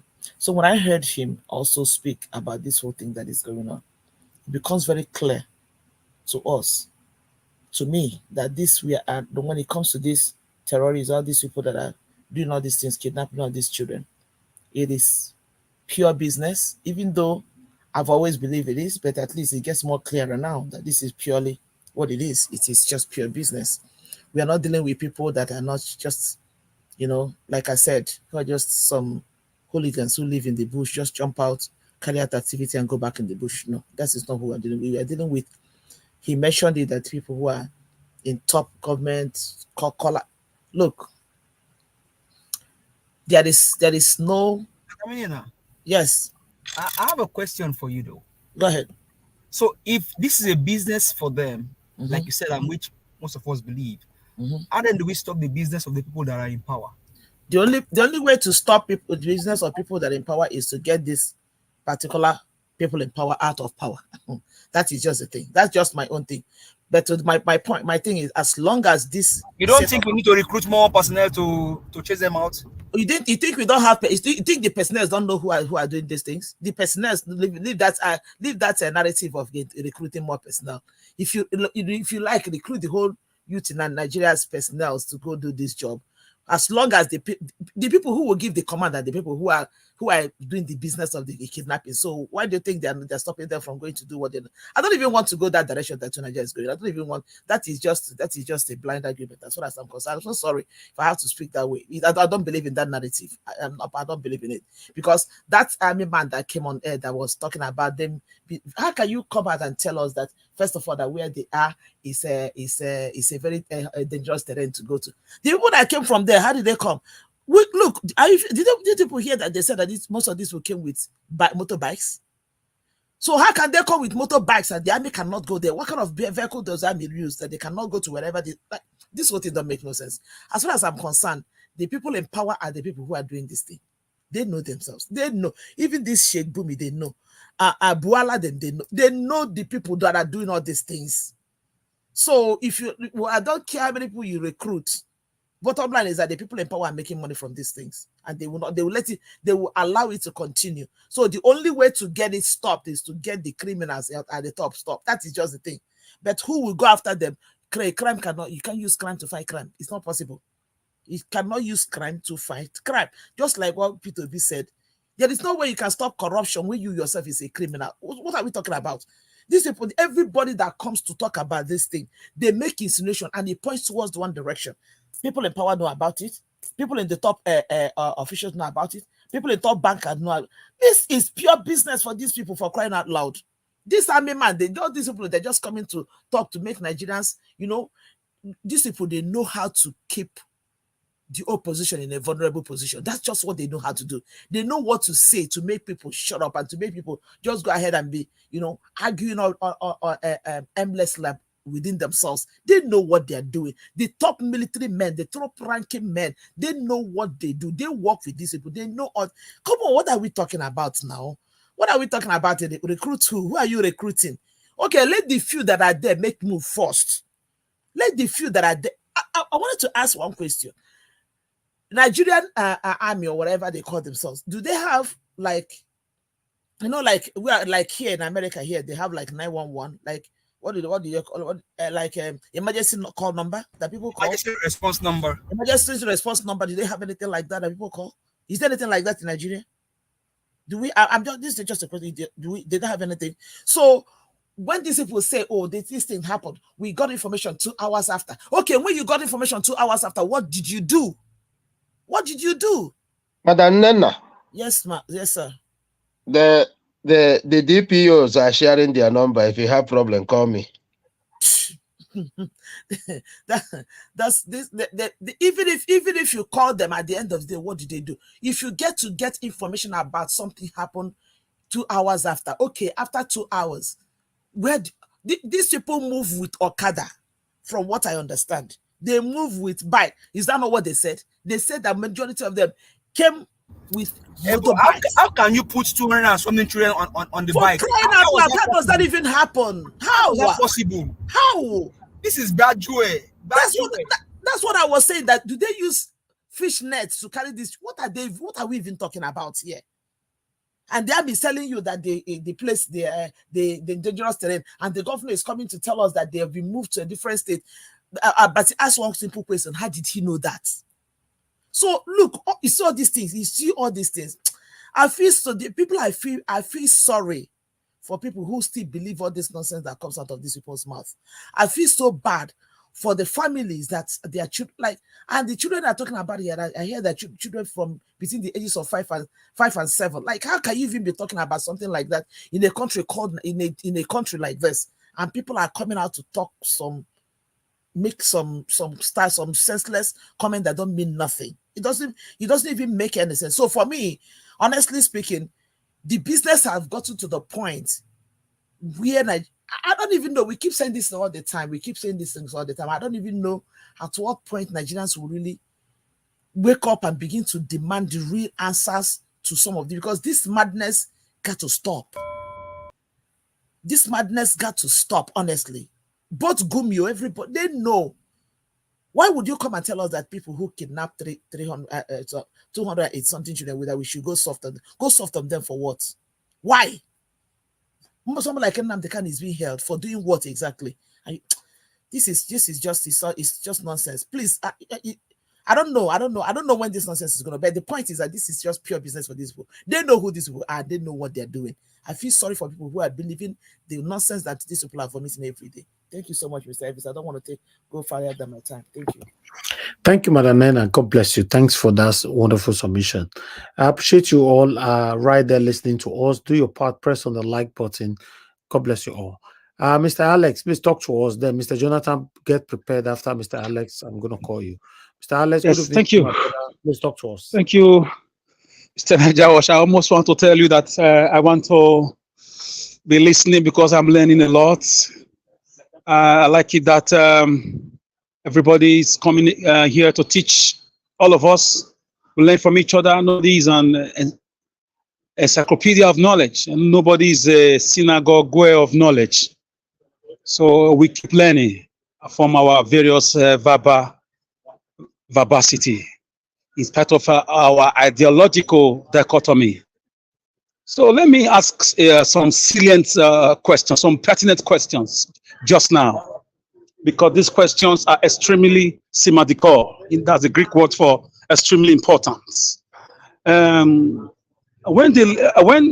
you enter a house, who sets the rules of that house? Of course, it's the mother and the father. Sometimes it's only the father, depending on the culture of the country or the culture of the people. Follow me. We are on Nigeria Watch platform. He sets the rules and we follow, isn't it? That's leadership, right? In 1944, in the United States, when IMF was founded by 44 countries, all the citizens of the countries that weren't there, they set leadership, isn't it? They sent people to represent them. That's leadership. In 1963, when Kwame Nkrumah was addressing about 15 African heads of states on the need to come together, all the presidents were there. The citizens of those countries were in there. That's what leadership. Why did it all the Egyptians back there, Algerians, Nigerians, and tell you the people are the one to be blamed? The people cannot protect themselves. The people cannot do it. No, I say Kabuturi Jetamenta. It is leadership that forms a country, that makes country work. Singapore is being built by leadership. China is being built by leadership. Gaddafi built Libya because of leadership. Kagame is building Rwanda with leadership. Senegalese are building themselves with leadership. Seychelles, Madagascar, they are doing well because of leadership. Cabo Verde, because of leadership. South Africans had the leadership of the ANC and Nelson Mandela to question the repressive, oppressive government of their day called apartheid. It is leadership. Don't fool yourself. What is wrong with Nigeria now is leadership. Who is kidnapping people? I can say allegedly is leadership. Your senators, your governors, your presidents, they are all involved one way or the other. Forget about the lies they come to tell you. Forget about the stories they tell you. Aren't you tired of stories? It is leadership. Nigerians are the most hardworking people. Nigerians flood the whole US. They flood the whole Europe. Why are they not kidnapping people there? Why are Nigerians not kidnapping people in Italy, in Spain, in Holland, in Germany, if they are really kidnappers? It's not with the people. It is the wickedness of these guys who found themselves in power through the barrel of the gun. Before the elections in 2023, military men were deployed in strategic areas in Lagos, in Abuja, and some part of the country, like Rivers State, and so on and so forth. Even some in Benin City. Because of the hot-headedness of Benin people, the military could not deter us. The police gave way for us to cast our votes free and fair. It is leadership. Your senators, no governor will tell me he's not aware of the kidnapping cases. No one. For me, no one. He may not be able to talk because of his party is small. Maybe he's the only governor from that party. But the other two dominant parties, they are all aware. My governor is aware. All of them are aware because they have a point of meeting. They call it Governors Forum. They discuss, they exchange ideas. Just like friends meet. Oh boy, what is going on in your state now? What's happening? They will exchange information. You can't fool me. You can fool others, not me. Please, can I ask 15-second question, please? So for me, I just yes, come again. Can I ask a question? 15 seconds. Yeah, if Nigeria Watch, the moderator will have to tell you to do that. Carry on, sir. Okay, you say something about leadership issue, which I definitely agree with. Question now is, do the followers remain quiet or pressure the leaders to perform? We are pressuring them. What are we doing here, my brother? We came out during Lekki toll gate. For more than 2 weeks, we were in the streets. Some of us were killed. It sends fear into, I mean, in the heart of people. Till now, they've not recovered from that post-traumatic stress disorder. They are still suffering from it. Everybody is not as tough as you and I on this platform. Nigerians are very nice people. They are resilient. What's happening in Nigeria will not happen in some Latin American countries like Ecuador, Peru, Cuba. They set the country ablaze. I'm not calling for that. Even in Europe, go and read the history of Europe. How Europeans ran into their parliament and so on and so forth. My brother, you are right. To a large extent, we are doing what we can do until we will stand up again. The only tool we have now is the social media and the Labour Party, Peter Obi himself, who has become a political enigma, a political colossus, a political vuvuzela for us. This is what we are doing now. If you are not even careful, look at the way that guy was talking on Arise TV. Is it Bola? The guy was careful. He couldn't say directly that those in government are involved, in military, they are involved. He said it somehow. He said, I strongly believe. Does that ring a bell? Is that not what we say here every time? Abacha didn't say it. He said it.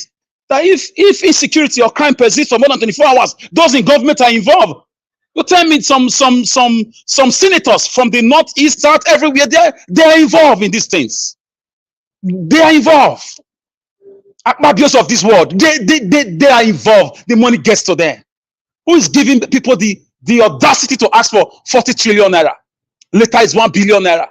In a country with commander-in-chief of the armed forces? Where are the fighter jets bought under Buhari, under Jonathan Goodluck's government? The American company supplied more than 12 fighter jets. What, more than 100 something million US dollars. Where are they? There is no country. It's a business center for men, for some wicked men and women. So your leadership, you can't come to my house and without encountering me as the head of the house or encountering my wife. That says it all. That says it all. Martin Luther King Jr. said, if you cannot fly, run. If you cannot run, walk. If you can't walk, crawl. But by all means, keep moving. Keep moving. We must keep pushing. Madam Rita said on this platform, probably God made the social media available because of people in Nigeria. If you know how this thing is hitting them, when are we going to stand up? I don't know. Are we going to ever stand up again? I don't know. But I believe it will happen again. Don't forget, these People that came out during the NSAS are people between the ages of 20s, late 20s, early 30s, down to 17 and 16. They've not seen it before. It's called shock, cultural shock. If you ask them now, they'll tell you, what about those that died in Lekki Toll Gate? That's the answer I get everywhere I go. Can't we come out and say, I can't do that now. I can't do that now. They want to. So we need a spark. It's becoming worse and worse on a daily basis. Look at somebody is telling us that he knows how to talk to the kidnappers, advocating for criminals openly. He's been doing it. Shogomi, #1 criminal advocate of the planet. When a Norwegian was kidnapped somewhere around the world, the Norwegian government came out to say, no way, do not negotiate with terrorists. Go to the constitution, go online and look at it. No way, do not negotiate with terrorists. We combat them, they said. And guess what? They combated them and they've got their citizen free. Donald Trump did the same thing. A man was kidnapped somewhere in Nigeria. They were asking for $200,000. Donald Trump sent a military branch, Team C. They went overnight into the country, called Nigeria. There's no country. Imagine your own airspace does not have a software to see who is coming in and going out. Because animals are in charge of government. Animal farm, indeed. They came in, killed 9 terrorists, took that guy home. In the morning, Donald Trump made a statement. What a disgrace. That is the day we should have closed down the country because we are not safe. So if we have issues with any country, they just run us over like that overnight. Bomb everywhere and go away. That's why when Putin, when the war was starting in Ukraine and Russia, Putin said to African countries, do not interfere. Do not interfere. I know what to do. Africa, stay away from this. He said it. Go and verify. Because we don't care for ourselves. Apart from South Africa and Egypt, no other country in the whole of Africa has software. Rwanda is trying now. So, brothers and sisters, your leaders, your senators, your governors, your vice president, your president, they know what is going on. They are indirectly or directly involved in these things. They are, because we have a military that has been broken. It has been pocketed. We have service chiefs who are collecting millions of dollars from the creek in the deltas. And we have a Senate and a Senate president who do not care over the loss of citizens. And we are just talking about budget padding, of course, it's good to discuss it. They are discussing the next round of money to be borrowed. They are trying to tell us to take IMF loan, 30 billion stabilization facility, they call it. And they are bent on destroying the country more and more economically. $1, according to Mike Ozekome, SAN, $1 before the end of this year will go to 4,000. If indeed we are going there. Forget about everything you see online. Naira appreciate. Naira cannot appreciate. It's going to be like the gangly pendulum of Babylon. It will just be going up and down because you are not producing, you are not exporting. Your refinery is not open. Your seaport is not open, and you want miracle of economics. So how are you going to do it? Are you better than the Singaporeans who did it? The Chinese who did it? Malaysians who did it? Kagame of Rwanda who did it? With international seaport littered across their countries. We just have one in Nigeria, a whole Nigeria. And you are telling me your currency we appreciate. When Ngozi Owela cried that last week that our agricultural products are being rejected on the international markets. So Nigeria Watch, thank you for giving us your platform to lend our voice to the people. But it's good to put our hand towards the right direction. Our leaders are the ones responsible, one way or the other. Those monies go round. You cannot tell me, as big as Nigeria, with our large infantry, with our large military, that somebody will come into this country and do what they are doing, and the governors are not aware. No. Kaduna State, for me, the governor is aware. El-Rufai is aware. Yes, El-Rufai, the former governor who brought in this governor, is aware. That is why when he was screened out from the ministerial list, he just kept quiet because he knew other forms of making money. Allegedly, he's aware. These guys are aware. So let's leave the English on Arrest TV. Let's leave the grammar. Let's leave the analysis. Face your leaders. Let's find a way to gather ourselves again, to wake up our youth again. It's only youth who can take back this country. There is no other way. The bullet can't kill everybody. We must survive. We must find a way to survive. and make this country, governable and livable for our parents, our grandparents, who look up to us, our children, who are not 18. We who are young people, we must find a way to encourage our youth. They did it before through their PVC. They did it through protests. The least thing they deserve from you is not insult, is not condemnation, is encouragement. And David encouraged himself in the Lord, and he encouraged the men he had with him. And Jephthah gathered all worthless men and went on battle, and God gave him victory. You don't discourage people who are fighting. Let's clap our hands for our youths. Let's encourage them. Let's gather them together again and teach them and let them know Rome was not built in a day. This is the way to go, because these guys, these animals in the Senate, in the rep, in the governor's houses across the country, they are not ready. They just want to die inside that thing called money. They are not ready. The wickedness is just there. They are the meaning of the word Lucifer personified. Your governors, your senators, your ministers, your president. Look at them. Satan. You don't need to look for Satan. A country you put in darkness, a country you expose to, destruction, insecurity, poverty, economic decadence. You expect us to be happy? No. Your citizens are living in the country in thousands, in their hundreds on a daily basis. You are not calling for a state of emergency. You are buying houses. You are misbehaving in the Senate. Okay, Mr. Najawash, I want to leave it here. I hope I pass the message. The young people, wake up. There is no Satan, no demon, no fasting who can solve this one. It's you who can take your country back. Italy did not build Italy. Spain, UK, they didn't build their countries by prayer and fasting and Bible. No. Even Americans, they are going to war. Israel, they read the Bible and they go to war. So we must find a way to stand up again on a peaceful protest to take our country back. Thank you. Thank you very much, Mr. Alex. That was a great submission. God bless you, my brother. I would like to quickly reference to that, your last part of your submission with this video right here.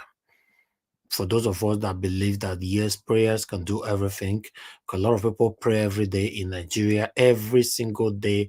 Pray for light, pray for water, pray for good road, pray for this, pray for everything. But listen to this video. When I was in Nigeria, I had about 36 prayer points. These prayer points ranging from unknown gunmen, armed robbers, employment, promotion at work, prayers against malaria, prayers for electric, prayers for house rent, prayers for food next day, prayers for Johnny Macy. So I literally prayed for everything in Nigeria. So my prayer point was a bunch of prayers that I needed to make to God. But then what happened was I got a visa to England. Arriving in England after about 1 month, I realized that most of my prayer points I had come over from Nigeria had disappeared, because the system just answered most of my prayers. For instance, I didn't have to pray for Johnny Macy. I didn't have to pray for employment, because I actually got a job 2 days after arriving, and I get paid on time. And then when there's time for me to get promotion, they write me a letter and said, oh, you're due for promotion certain time. So nobody sits on it. There's no armed robbers. Sometimes I leave my home open and I go to work, I come back, my laptops, everything is intact. We don't have burglary proof. We don't have big fence. So I didn't have to pray to God for all this that I prayed in Nigeria for. So now the question I ask is this, brethren, the God in Nigeria, is it different from the God in England? Why is it that the God did not answer my prayers in Nigeria, but as soon as I got to England, those problems disappeared automatically? I just realized that the government here had actually answered my prayers, because they had provided every basic human needs to their citizens. There is NHS here, National Health Care Services. It is provided for free to citizens. If you are on benefit, you could get money from government every week for free. Everything is taken care of. If your child is in school, it is free. So I didn't have to pray for all this. So these are my worries that I came over from Nigeria with. It wasn't answered by God. It was actually answered by the politicians, the government, who have, again, looked after their citizens. Now, the question I ask is, Nigeria Your God, is it different from the God in England? How come that your God don't really answer prayers, but when you come here, these prayers are answered automatically? Now you see what I mean? That God is actually a human being. God is not some invisible force that you don't see out there that you continue to pray to. You have to start looking at your government as God, government of the day. And once you hold them responsible, they're going to provide you basic needs. You don't have to pray to God for basic needs. That's what I'm trying to say at Hungry and Angry. My name is Dr. Chito. If you see me, please like me. I try to make common sense sometimes. Naira, for some of us that comes to this platform, or some Nigerians that listen, or anywhere you are all over the world, I believe that you must pray for everything for things to work. Maybe that video might help you. Or some of us that are already living abroad, in most cases, we hypocritically continue to demonstrate this synthetic statement by saying that we must pray, we must pray. Whereas you living abroad, you don't pray for these things anymore. You don't pray to wake up. You don't pray for light. You don't pray for good road. You don't pray. I mentioned it here the other day. You know, when I'm traveling from the United Kingdom to other countries, sometimes I don't remember to pray because I know our God is a merciful God. He take care of so many things on our behalf. But in Nigeria, you don't feel there. You must pray. If you have a journey you are going by 9, you already woke up by 6 and started prayers. God Almighty, I'm going to Edo State from Lagos. Chatara baba baba baba sebo sima karaba edu. You must speak in those The tongues. service I beg, don't make me laugh. We should be do again. No, they are speaking tongue now. you, Devil is a liar. you understand? We will pray and pray and pray and pray and pray and pray.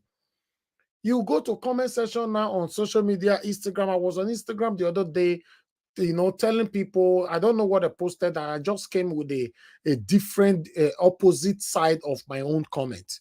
I didn't commented on what I posted. I just came from a different angle by saying that you all here, are you aware that kidnappers are kidnapping almost everybody across Nigeria right now? What are you saying about it? People jumped up on my comments, started some people insulting me. Peter Obi people don't come here, blah blah blah. Igbo people, this is blah blah blah. But some people were also saying, no, this country, now only God go help us for this country. Let us be prayerful. Now only God. So a lot of people are so ignorant. They are so ignorant to the highest level. Now only God. This our guy where you talk for that video why I play just now, asking you that does it mean the same God we have in Nigeria is different from the God we have in the United Kingdom? Because I live in the United Kingdom. Thank God say wait till this man talk now, and I don't talk him before. I not get burglary proof for my house, or I not get fence for my house. Say it can't reach up and not. In fact, my house, my front and back door, everything are glass. Which means say now stone go throw, meat I go destroy to enter my house. Some of us will get houses for Nigeria. We build our fence, go reach up, it nearly reach where roof day, like saying a prison yard. You go pray. Sometimes say if you can't speak the way me they speak now, they'll come say they'll label you say you are unbeliever. Say this one are unbeliever, you don't believe in God. Because now you know a pass. Whereas you will know a pass. Most people when they talk and say they know a pass now, they're there abroad though. They don't go Nigeria, go stay there. Though they tell you that they're there abroad, though they quote their Bible for you for inside abroad. They know you package their luggages, may they go Nigeria, may they go they stay there, may they for that side they quote the Bible. You know, say hypocrite, they worry many of us. Yes. Thank you very much, love of God, for calling in. Good evening to you, ma. Please talk to us. This was why they talk and I make a call. Hey, I just enter. I said, make a leave and tomorrow I'll call. But this word, I need to put mouth. This religion matter for Nigeria. Like put Nigeria where Nigeria day. Even security personnel will be talking Nigeria army man. Army man will be saying by the grace of God. God has done everything for all of us. Nigeria will be saying it is well. It is well with my soul. It is well. The man that sang this song, this man don't perish for a long time ago. Nigeria don't turn that song to national item. Nigeria will see something that is not right. It is well. It is well. It is where you are suffering. It is where you people are crying every day. It is where you cannot eat. It is where your government is turning you anyhow. Then another thing that our Nigerian people do, they will do program in the church from Monday till Sunday till the 3 months. Nigerians will be going to church every day, every day, every day. If that's the way they build all this place that we are living, nobody will be able to. We will not be able to live in this country. Nigeria people are the people that pray so much, and look at where Nigeria is. Go to Nigeria now. Every house has a church. Every house has a redeem. Everywhere. But our country is the worst. Let's say the truth. Where they were the day that our prime minister in this country, when he got to number 10, the man he put in Hindu juju.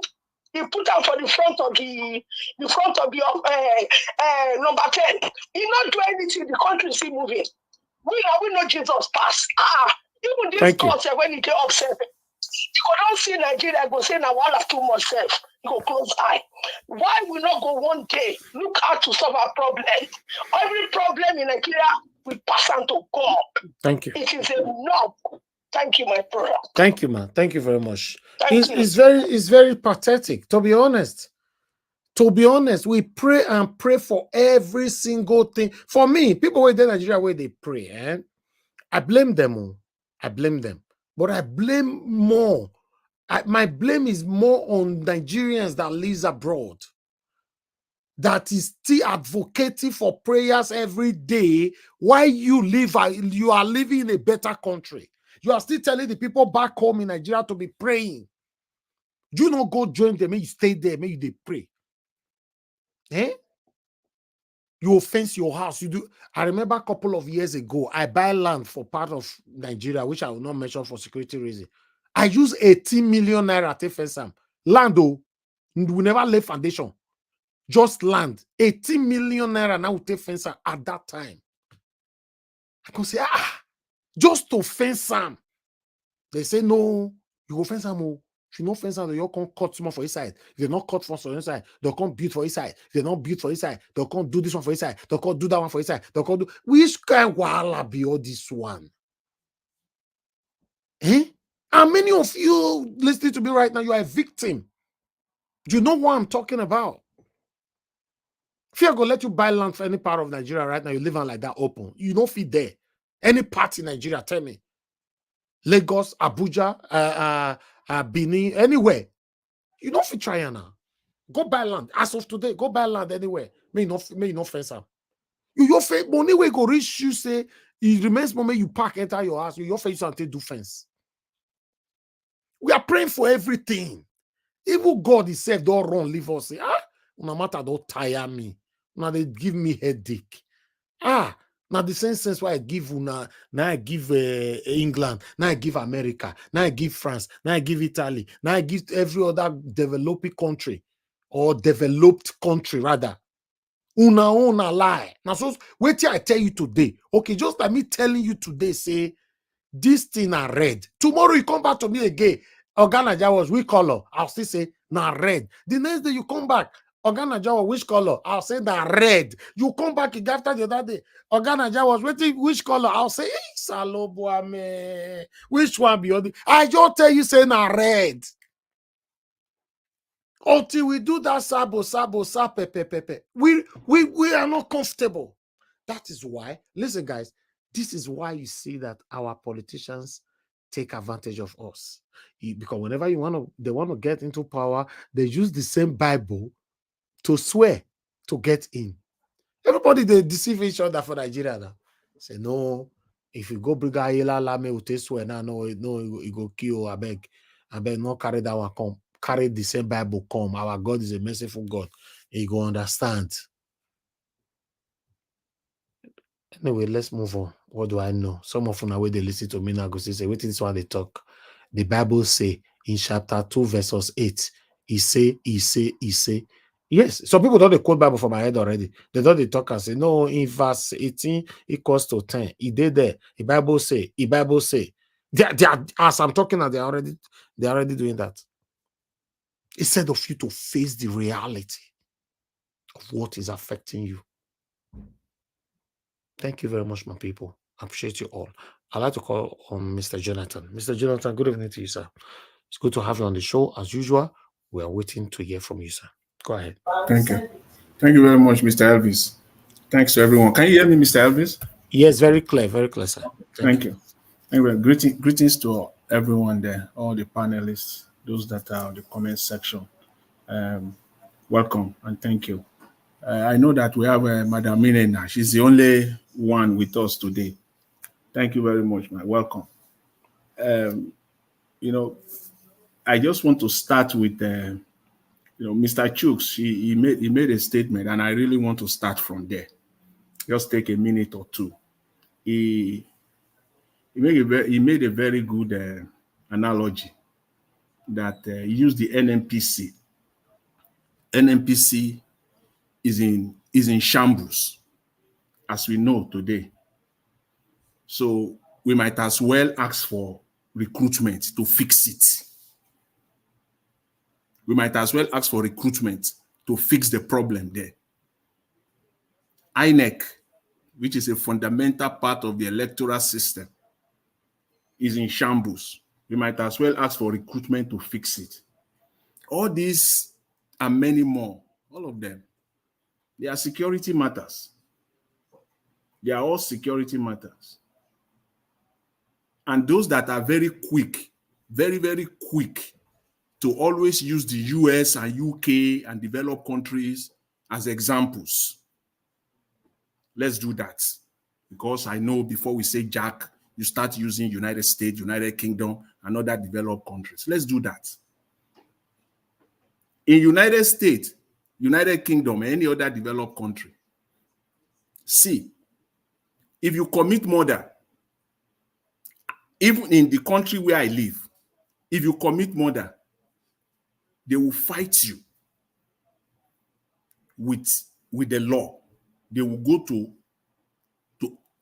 in fact, extent that you cannot imagine, to prosecute if you commit murder. In the same country, if you commit financial fraud in United States or in America, you see the extent they use to pursue murder, they will use 10 times of that. Everybody knows that if you are living outside Nigeria. They will use 10 times. They will bring out every resources within them to prosecute and to ensure that that person or individual or cartel or group, whatever, within and outside, they will fight you with every resources that they have. Economic power, military power, intelligence power, they will bring it to bear. And you will be thinking, is it not because of $1 million? Because they know this is a security matter. If you want to know them, go and commit crime in the area of financial economy. Go and do that. Then you will know that they have power. They will bring everything to bear. Why? Because to them is a matter of national security. They don't play with it at all. The same way in Nigeria, that people are playing with the resources of the country, which is a key fundamental national security issue. And now they are using this insecurity to justify recruitment, for crying out loud. Make the country so ungovernable. Let the insecurity be so wide to the point where the need or the quest or the request for recruitment will be justifiable. Whereas that is not the case. It's just an expansionist approach. Create more room for looting, for people to loot again. All the lies they have been telling us. Anyone that is alive today in Nigeria, from the age of 30, 50, 60, 70, 80, 90, the lies that you have known is that the North is the most populous. The lie from the pit of hell. That's number one. The North is the food basket. The North feeds Nigeria. Another second lie from the pit of hell. The one that they are selling now to this generation because it fits their narrative is that the military is overwhelmed. Another lie from the pit of hell. Which military is overwhelmed? Do you know the Nigerian military is capable to handle what we have in Nigeria right now? And I took time sometimes ago, I believe last month, and I brought the information out with statistics, with facts. The Nigerian army is capable to deal with this insecurity situation that we have on hand. The 1st Mechanized Division in Kaduna, the 2nd Mechanized Division in Ibadan is armed. That Mechanized Division is armed to the teeth as the largest brigade. The largest, you know what a brigade is? A brigade has between 3,000 to 10,000 men and is headed by a brigadier. Ibadan has the largest brigade, military brigade in Nigeria. As we're counting, the Ibadan, the 2nd Division, has about 10 brigades. You cannot, again, hear this and hear this out. You cannot bring Nigeria down. You cannot do anything in Nigeria without that 2nd military division, headquarters in Ibadan. You can't. And yet, we have bandits in everywhere in Nigeria. They have penetrated even the southwest, the south. The equipment they are getting. Do you know amount of money that has been sucking into the military in the last 10 years alone? This current budget, the military, the defense has the largest percentage, about 8%. Is it until when they are getting all the 90%, 80% of Nigerian budget before we will sleep in Nigeria? It has the largest percentage of the budget as in this crooked budget. Almost 1.7 trillion naira. That's about 7.5% of the entire budget. One department alone. Yes, because it is military, because it is vital to national security. That's what they got. In that same budget, they have more than 10 billion to buy ammunition. It is there. Please go and check. It's not far. Everybody can read. Go there. Pick the budget. Everybody has it. Pick it. You have 37 pages. Defense Ministry has 37 pages for defense budget alone. You will flip and flip and flip and flip and flip and flip. 37 pages, 30 to 67. Almost $10 billion just for ammunition alone. 10 billion. And you are telling me security problem. Another 10 billion for communication gadgets. For communication gadgets, which is one of the most sophisticated communication equipment that military use. Even the United States Army. The RF-5 7800. That's the model. RF-5 7800. They are procuring in this budget up to 10 billion naira. of that. That is the communication. So what's the problem of communication now? So are you just buying this equipment to put them in a warehouse? This is the amount of money they continue to get year in, year out. Are you just warehousing them just for the sake of warehousing them or what? This is just the list. You can go to that budget and you will see the amount of money they are sinking in to security. In the name of security, they kept on increasing it. They kept on increasing it year in, year out. And somebody will come and tell us that the military is overwhelmed. You can sell that to the Marines. Nigerian military is not overwhelmed by any means. They can handle this criminal insurgency within a week.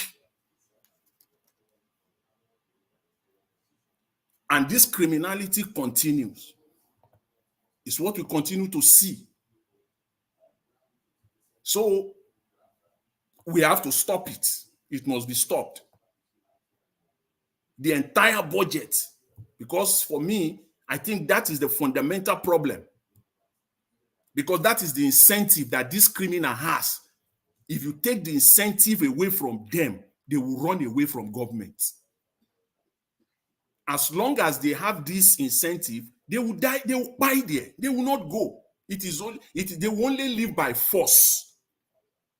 Because this is the incentive. This is what is driving them to want to go into politics with the ulterior motive with the motive of the service, not to serve the people, but just to loot the country dry. It is the incentive, the money incentive. You got to take it away from them so that real people can enter into governance. The entire budget is littered with fake projects. Fake. Some of them will be partially done, yes, I believe, but majority of them, they are strategically inserted into the budget of various ministries and departments and agencies. There is no senator. These are the criminals and house members that even read the budget at all. They just grab the budget, go straight to the ministries or agencies where their loot has been inserted, just to ascertain that their project is intact, it has been included. That's all. They don't even go through, because if you are a politician and you grab that document and you go through it, you will see all the criminality there. So the idea that we should not talk about the budget, the criminality,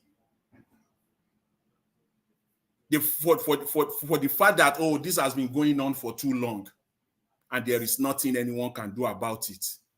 For me, that idea is simply short-sighted. In my serious and humble opinion, it is just simply short-sighted. We should just forget about it. After all, they've been doing it. If that is the case, we might as well, all of us we might as well just pack up and go home. Just pack up and go home, because that is the incentive. So we should all stop talking. We should all stop, saying this. We must continue to talk about the crooked election of 2023. We cannot stop. All the problem facing Nigeria today, we cannot stop it. We can't stop talking about it. See, if all of us, we all want the robbers called politicians, we really want them to start. Mr. Elvis, just give me a minute. We want them to start listening, to come to the table to talk, as some people will say that let's bring them to the table to talk. Then first of all, we must take away this incentive that they have right now. I will end by saying this. It's a quote from Obasanjo recently. Though he had his time and the opportunity as president to set Nigeria on the right path, but he failed. He failed miserably. He said this, and I quote, he said, budget padding must not go unpunished. It is a reality which is a regular and systemic practice. He said the constituency project is a source of corruption, of which National Assembly members are the initiator and contractor, directly or by proxy. He went on further to say that the National Assembly is a den of corruption run by gang of unarmed robbers. So whatever you want to see about him, he was the former president. At some point in time, he worked with this gang of unarmed robbers. These are the people that are killing Nigeria. It's a serious national security problem. Mr. Elvis, I will leave it at that for now. Thank you very much. Thanks to everyone. Mr. Jonathan, thank you very much, sir. Thank you for your submission as usual. In fact, I added to your time because that submission, I never wanted to cut it off. God bless you, sir. I appreciate every one of you right there. Do your part. Help us to press on the like button. Okay, let's move on. I guess we still have, okay, August CM is with us now, and we have Mr. Oduwa with us as well. Mr. Oduwa, I would like you to talk to us, sir. You have 8 minutes. Good evening to you, sir. Talk to us. Okay, Mr. Oduwa, you're not available. I'll move to Thank you.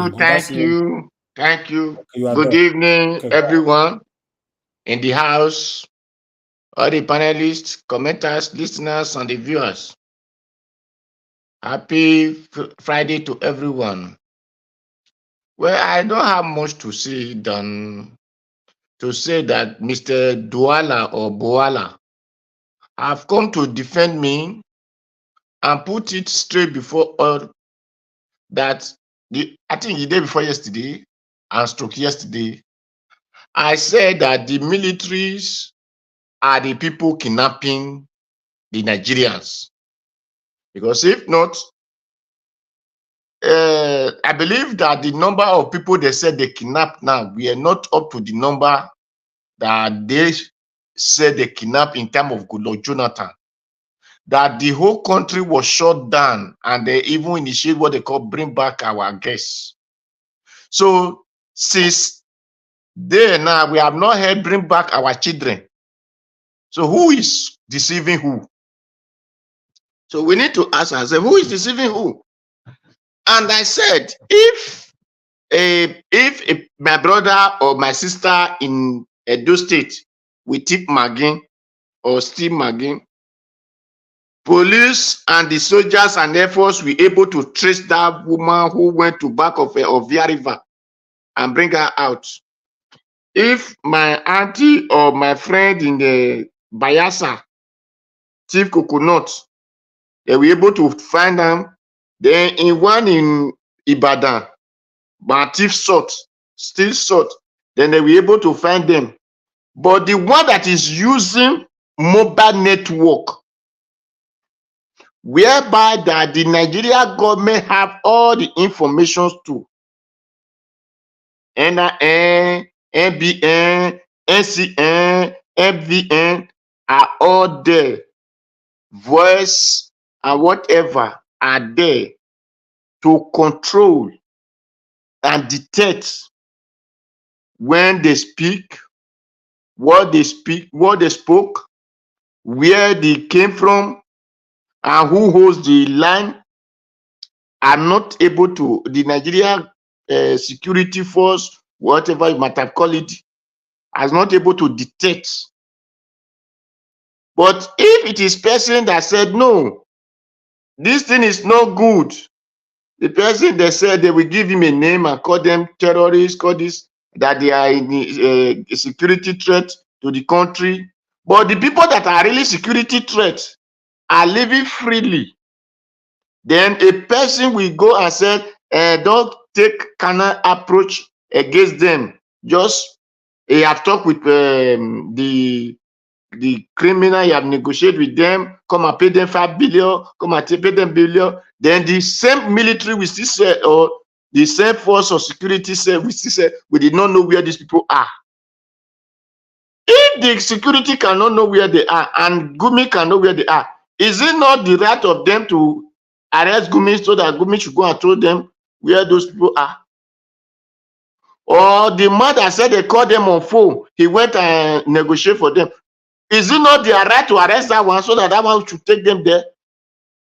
So who is deceiving who? Let the military tell us that they are the one, or the security force. Let them tell us that they are the one just framing up and say there is something called kidnap in the country. So they are the one kidnapping the children or whatever they said they kidnap in the country. Because if not, if they can catch person in the south, they can catch in the west, and they can catch in the east, then they cannot catch the one that is dwelling on top of the table, which they prepare their own food in the north. Then we begin to ask the security people questions, because all the force or security we talk about, the headquarters are there in the north. So if the headquarters, they could not discover anything that around the headquarters, and the headquarters said nobody informed us, my dear, we need to ask those people questions. Well, the real truth is, Peter Obi said it already. According to Edo, Ojinorama Agwamagwa Levino we Agwa Kinigbe. A person that stole your property will be searching the same property along with you. You cannot find it. How you go to find it? Because it's the one that stole your property. If you keep it here, when you are going, they say, no, I checked there, go and check the other side. So let's check this side, let's check this side. He will be the one checking that place because he's the one who kept it. So if we have a country, what we call country, if we have it, all these forces, whatever, the police and everything, will have been dissolved. By now, all the leaders in those positions will have been sacked. For those who are saying recruitment, the white man would develop this, develop that. No, we should understand that it is not the God that created white, it's the one that created black.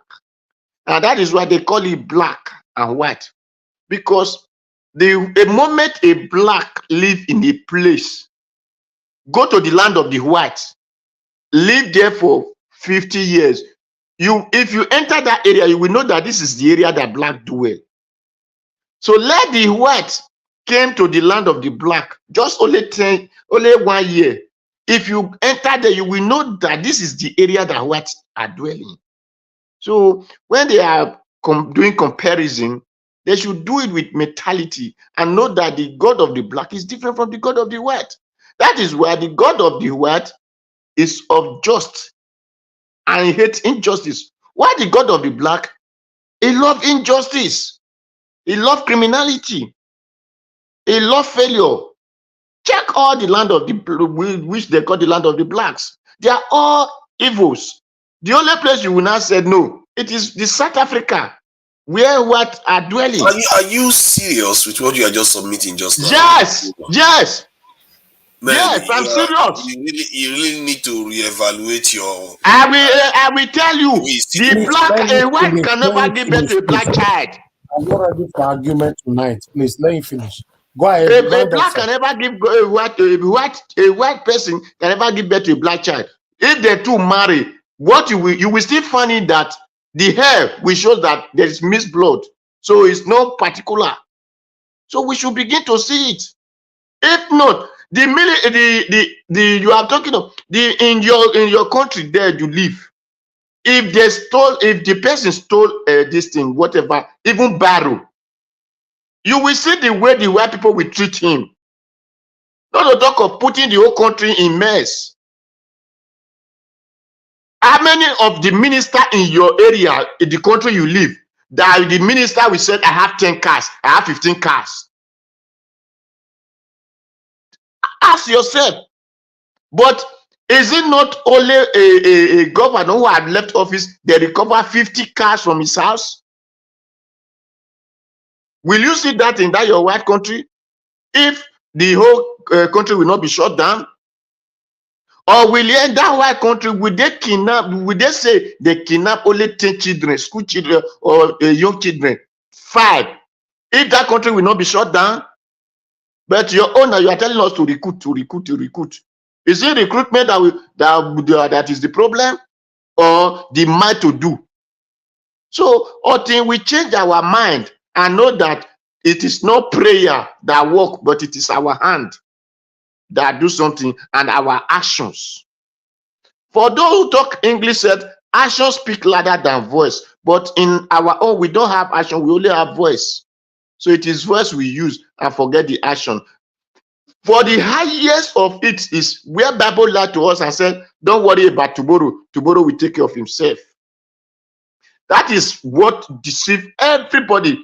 I was one deceived by it. Don't worry about tomorrow. Tomorrow will take care of himself. If I did not plant my corn yesterday, I will not harvest it tomorrow. But the Bible, you tell us, don't worry about it. It will take care of itself. So these are what we are facing. Until we begin to say true to ourselves, until we begin to fight for the right thing, until we do the justice to our life. If not, we are going to be on this pain. So let the military tell us and the security tell us that they are the one. Thank you. Thank you, Mr. Odoa. God bless you, sir. Thanks for your submission. Anybody that want to respond to any submission here, when it gets to your time, then you respond to them. But if it's your final submission, if you have already given your final submission, yes, I don't mind giving you 1 minute to respond. But if you know you still have your final submission pending, so then you just wait and use your final submission to respond to them. That's fine. But although you can ask questions at the time of submission, if you want to ask the panelists a question, you can, but not a continuous argument all the time. I appreciate you all, my wonderful people. Let me call on Agasiem. Agasiem, it's good to have you on the show, sir. If you're available, please talk to us. Good evening to you. Okay, thank you, thank you, Niger Watch. Good evening, everybody. Please, all protocols duly observed. I'm just having something doing as well. Actually, today's topic, the headline you posted, give them hope. Sheikh Gumi says as he advocates softer approach with terrorists. Then number two, we've lost confidence in Akpabio's Senate leadership by northern groups. Then Peter will be saying we need to stop. We can't have criminals. We need to stop corruption. We can't have criminals in government and be expecting miracle. Of course, that's true. We all know it. So that one is quite, it's a no-brainer. I don't really think there's any need to say anything more on it. When criminals are in charge, what do you expect? So all you hear is looting. Now, for people that lost confidence in Akpabio's Senate leadership, well, that is for Senate is a house of thieves. So they should be able to sort themselves out. They voted for Akpabio to be Senate president. He's in-house. They did it. If they are tired of him, I don't know, but they don't need to. I mean, oh, sorry, these are northern groups, not northern senators. So I don't know. That one doesn't really ring a bell with me. I'm not bothered about that. Now the one of give them hope, terrorists. Hey, you see, Nigeria is gone. Let's just say it. Nigeria is gone. Where is El-Rufai? Why can't they engage El-Rufai? Who knows the in and out of terrorism? Why are they disturbing the rest of the? You see, this is what I don't want. And this is what I advocate when I made my submission yesterday, which I stand by. I will still repeat today. When I'm discussing Nigeria, I'm discussing people. I don't believe that Nigeria is not an abstract, a piece of wood or a piece of furniture, or maybe something. They are people. And because they are people, I mean, they are people. And fortuitously, they are the people with different value system, different levels of civilization, culture and tradition. But how did they come together? Because a white man say you join you together, give you the name Nigeria. And we've been trying to defend it and live. No way. What the same people did elsewhere, those people somehow sorted themselves out and they are moving. In our case, we want to willy-nilly, we must be together for what? Some people do not want to advance. Some people want to live in a very primitive way of living. To me, it's their right. But some people do not want to live that way. They want to advance. You can't hold them down. The problem with Nigeria is that you want to bring people together and then put them in a straight jacket. Everybody must follow it cannot work. That's why it's not working. We are a different people. Then all attempt to come together, let us fashion the way it should be good for us. People will kick against it. Now, okay, if really the system is why what I'm saying now has been said by Bola Ige, 1995. Look at today is still relevant. Why don't we sit down and talk? That's what I'm saying. Because the idea to bring Nigeria together to talk to themselves and then let us be able to say, this is how we want it. Obviously, I know by talking together, by sitting together to talk, some people may not agree with each other. Those that feel that they can agree, they found commonality or common ground. Let them be together. Those that say that they don't want, leave them. I don't see anything. Oh, thank God Olisa Wakoba said it. There's nothing sacrosanct about Nigerian unity. Look at what somebody is saying. You know they are terrorists and you want to be soft on them. How? How?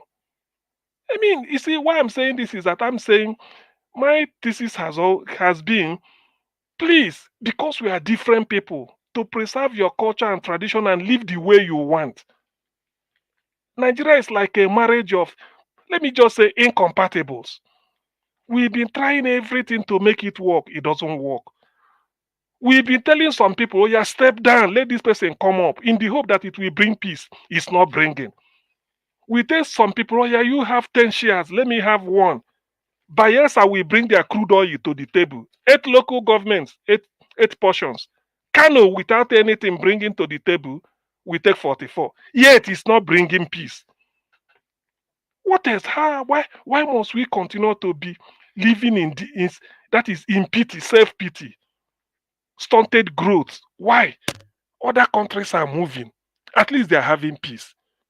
But in Nigeria, nothing. All they want is what else? So that is the thing. Why can't we? And people knows that every part of Nigeria is capable of being on its own. So why are we punishing ourselves being together? Why? It's not working. It's not working. We've seen it. Simple, the most basic of everything some people can do, election we can conduct. I'm not trying to say, because some people may say, let's leave going to the sky, going to the moon. Let us conduct basic election. Impossible. We will make a law. By our own selves, we decide to make the law. Why can't we obey that law? Impossible. So why making the law? And yet we want to be everything, and we look at the way we are suffering. And if you ask anybody now, they will tell you Nigeria has no business with poverty. They will reel out all the blessings. Let me call it because all the blessings. Oh, we have this. Name any mineral, even lithium. They say there Kaduna. Lithium is very important for mental health. Just mention any mineral, they say it there. Very expensive. There's one they call Goshenite. 1.5k. That is being sold for how many dollars per kg? That one may even give you money. It's in Yobe State, somewhere in Nguru, and they are mining it. So we have all this. If you don't want to mine mineral, there's vast you can export, you can mechanize agriculture and export it. What is really mechanizing agriculture? Buy tractor, do it and get a storage facility. Find a way to be moving it to is that not? What value chain do Ghana add to yam? In the UK, they say Puna yam. Go to anywhere African market in London. Puna from Ghana. What do? Just cultivate yam, bring it out when it's harvested, wash it, and then remove the sands, pack them in in a carton. Sometimes, if you even bring them out, some of them will be having sand still in it. They move it to Europe and they are making money with it. The world largest exporter. As a country, you can live with that. Mr. Agassi, the same thing is here too. The same Ghana yam. That's what we eat here. Imagine. Okay. Look at the distance between Ghana and United States. Look at how far they'll be able to go. What is the population of Ghana? Less than 30 million, or at most 30. Which might just be people living in Lagos and the Ogun State, maybe, and Oyo. That's all. And look at what they are doing. But in Nigeria, we just want to exercise. I want to load it. For what? That's why I'm saying, please, so that I have that, because we don't have time when we're analyzing issues on Niger Watch. That's what I'm saying. Ethnic groups that are contiguous to each other, please start talking to each other so that you can go away if you don't want. And at the same time, I'm an apostle. I can never stop anybody. What matters is happiness. I don't believe in size. I don't believe in size. It doesn't mean that we have to occupy the whole Africa, occupy the whole place, and in the end, we are beggars. Become a nuisance. Nigeria is now a scar on the conscience of the world. Seychelles is refusing our visa. They don't want Nigeria. Where is, if you open the world map, you can't see Seychelles. Almost like a tiny dot, but they are happy. And yet they are telling Nigeria 200 million people, we don't need you. We don't want. You see, and then how many people has taken Seychelles over? Who has invaded Seychelles? Or the world don't know that they are very small? Why can't America go and invade them and put the American flag, or Russia or Israel? All those things are just, just bogus assertions, that scaremongering.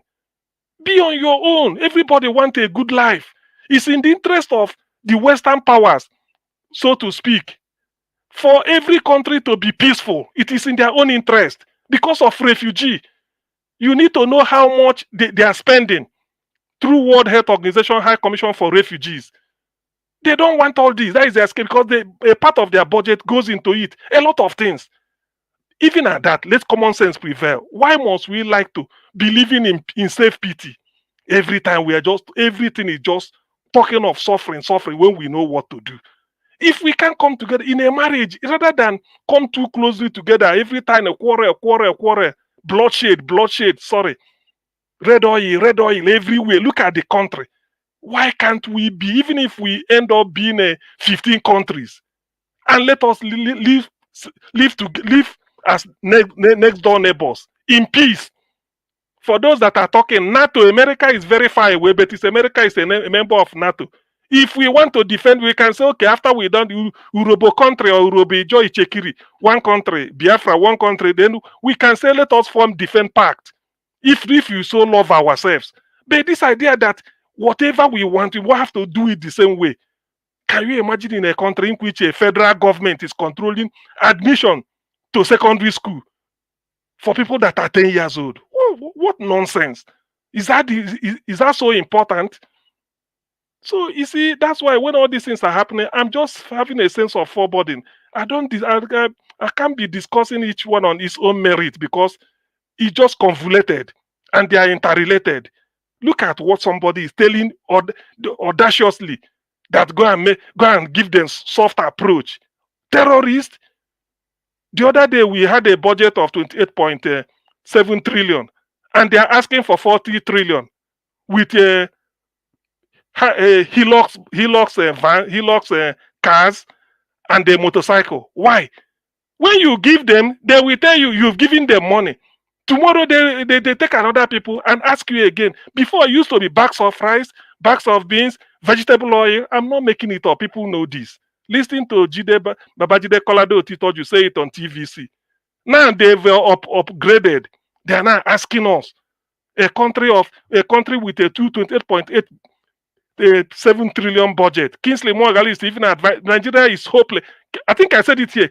Professor Moghalu said, even if we do all the things that we're supposed to do now, this suffering will still be with us for the next 3 to 5 years. I read it here.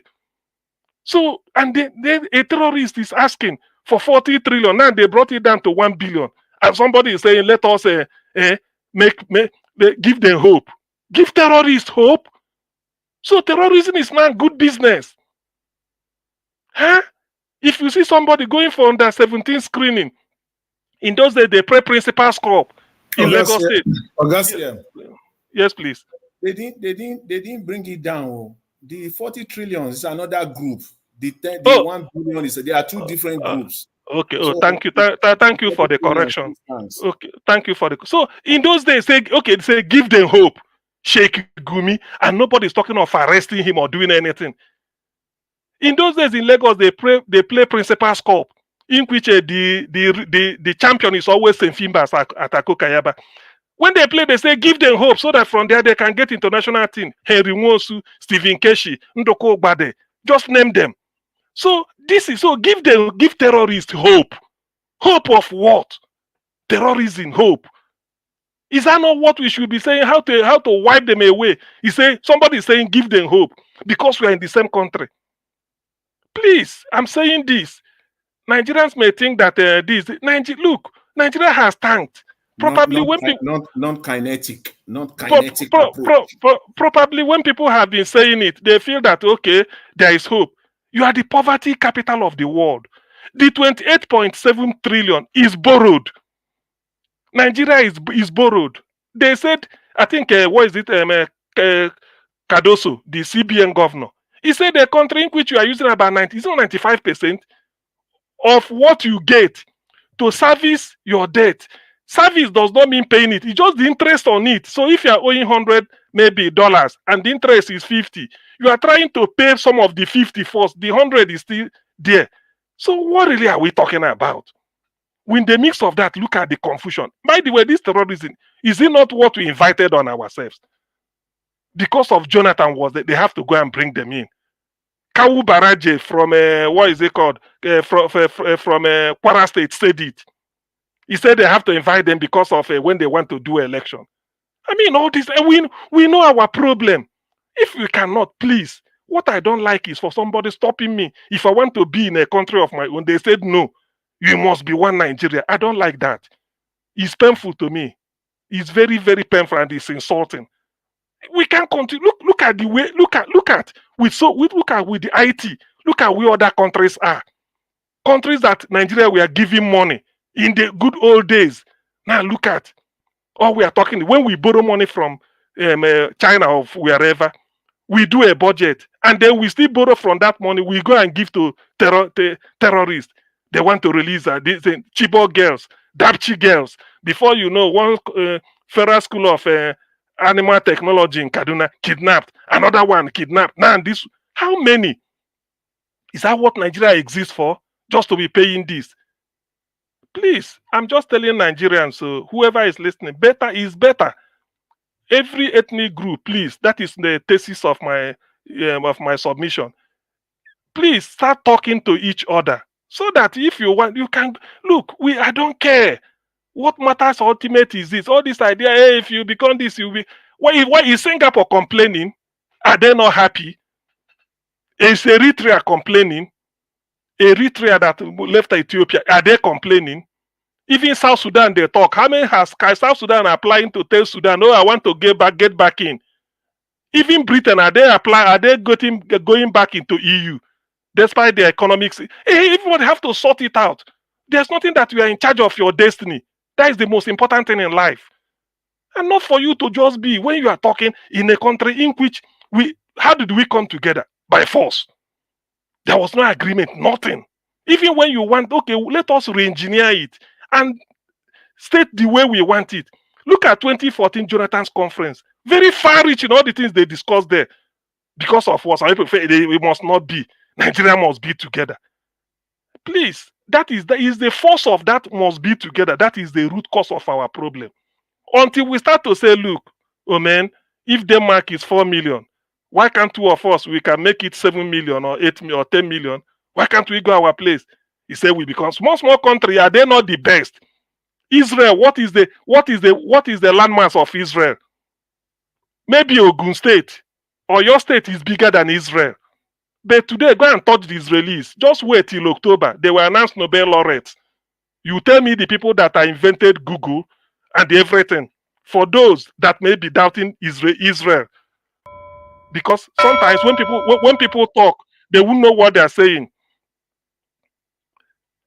Niger Watch, this is Startup Nation. This is where you know about Google, where you know about Facebook, everything technology, everything that is released. They are the champions. They started it.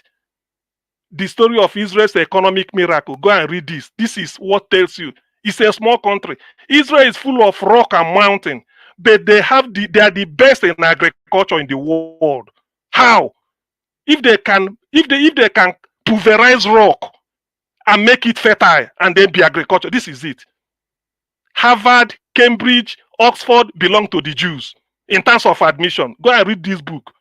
So, but all these things, when Nigerians want to, I mean, we have the intellect, everything. We are living like paupers. Ukraine sending Nigeria food so that we can, they're in war. Niger what? Look, unless Nigerians looking west, if they feel that they have hope in the horizon, it's a lie. We've lived a false life for years. Now we are saying we have to pity for terrorists. Pity for them. The gods are wise. Niger Watch, thank you.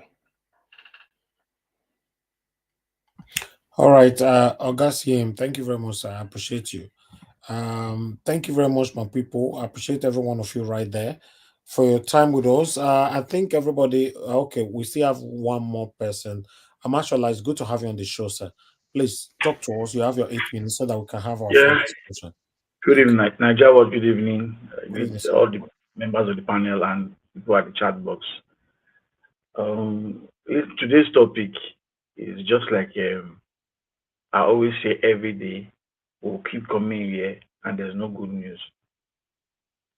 Nigerian army is just to me, they are fooling themselves by coming out and saying they were not informed on time. Your work is to keep integrity of Nigeria secured. How come you come out to open your mouth and say you were not informed?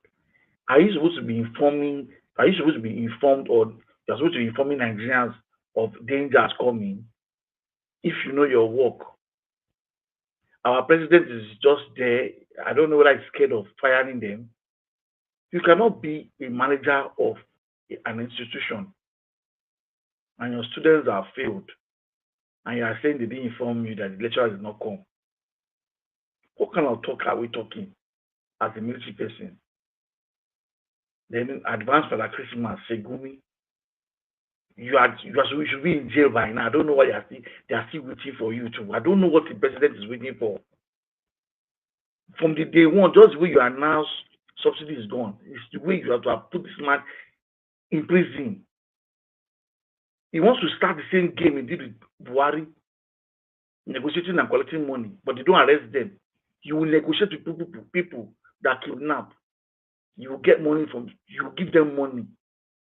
They will release them, and then they go away because what they did is right. Nigeria, I mean, I don't seem to understand the people again. The same bandits. The other day you were releasing bandits. You said you trained, they've brained their head and they're okay now. You brought them back into society and you took them back to Maduguri, Bauchi. Now they have started again. We are not fools, Nigerians. Nigerians are not fools. Each time I say legislators, I cannot see that they've proven me right, that they're all legislators, are all thieves. Akpabio, you are there.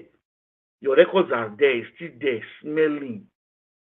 The ooze is so strong, and yet you're still sitting there. You don't have the shame to step down as a Senate leader, Senate president. The corruption in Nigeria is so strong that if other countries are banning us, I can't blame them. Because if you have orange and 1, 2, or 3 oranges are bad and you put it in one basket, they will corrupt the entire basket. We are now like rotten mango and rotten fruits that other countries are rejecting. It's a shame. And I don't like us to come and be saying recruit. What are you recruiting? What do you want to recruit when the ones you have recruited are not doing anything? You recruit and you're going to recruit another bunch of thieves. You want to change government, have new senators. If the senators now are a bunch of thieves again and liars. And the painful part, Nigerian youth, you have 4 years to go. They are almost done 1 year. And you want to speak. Can you live in this kind of situation for 4 years where we have armed robbers with pens? They don't use gun. Those that have gun, they can't steal the kind of money. It is pen. Fela said in those days, your biro We change numbers. That's what those legislators are doing. In all the Senate stories that we have been hearing about the budget, I have not heard anything sensible concerning any Nigerian citizen. It's about themselves, them, our selfishness, our wickedness. An average Nigerian is wicked. So our pastors, they are all wicked. It is the height of wicked. When I say wickedness, it is the end, and the headquarters is in Nigeria. Your next door neighbor has not eaten. Yes, you are eating chicken. You throw it out. You can't finish it. You have light in your house. You are feeling good.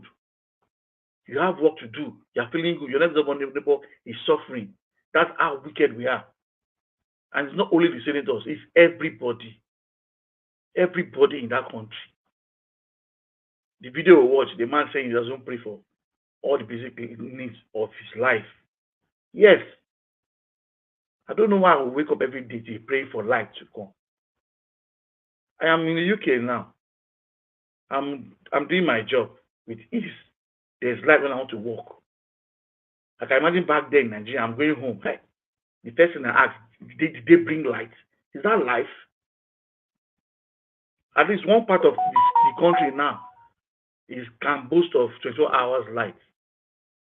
All the governors should go and beg their head in shame.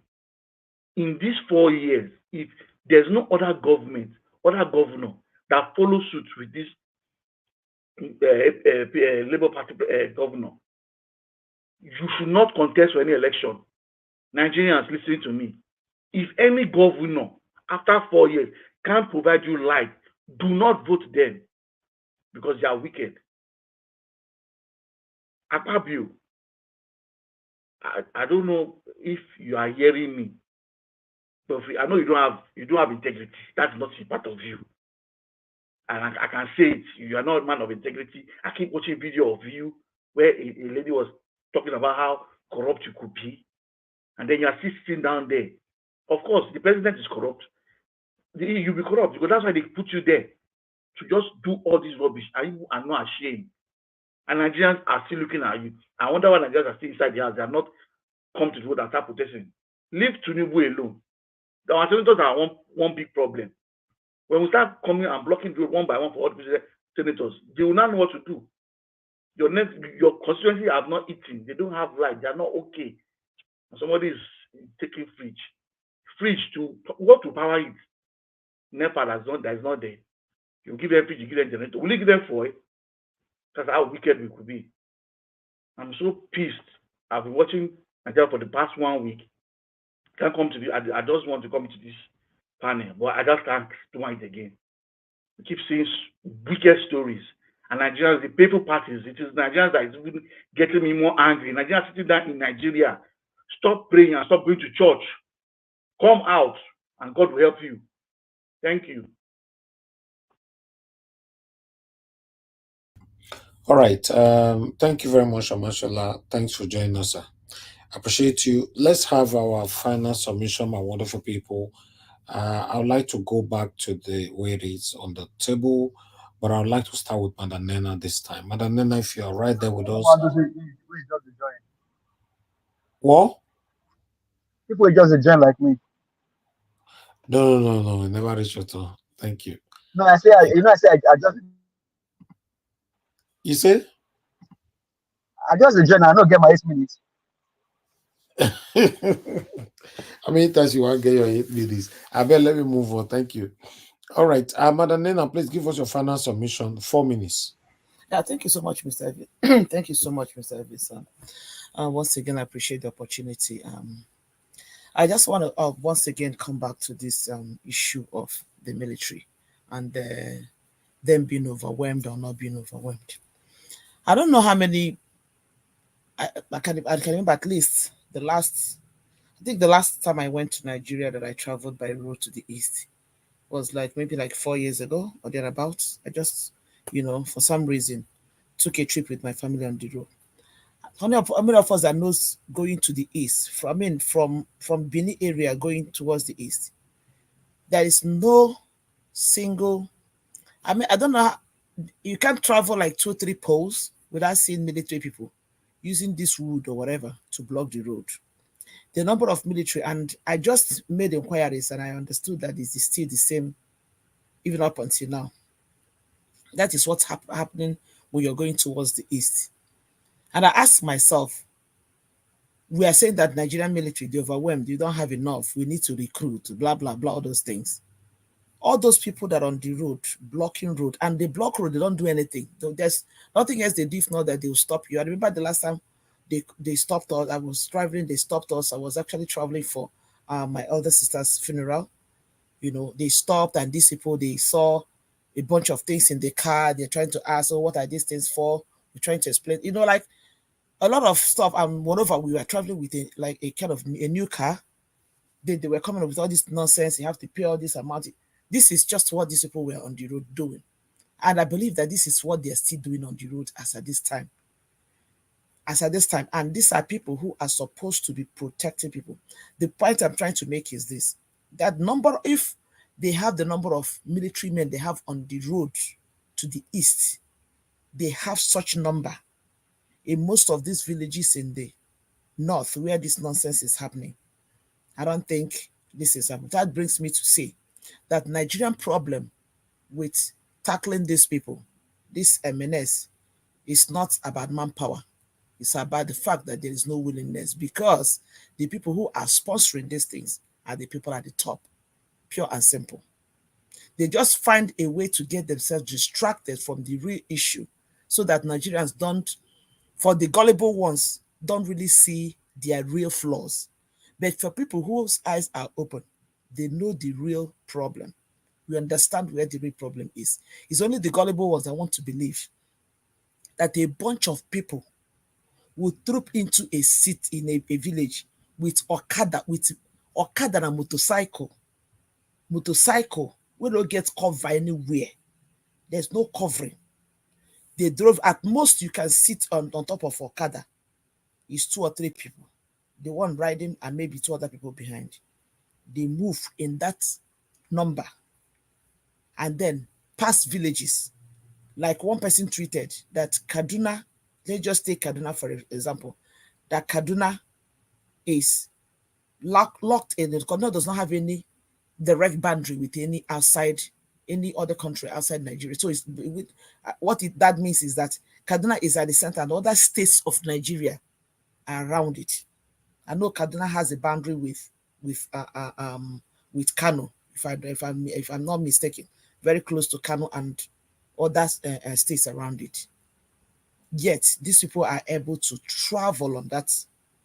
That means they must have passed other states. That is, if they are not within Kaduna. That is if they are not within Kaduna. But if we are saying, going by what the governor is saying, coming to say that those children have been taken to states outside Kaduna, which means they know where these people are.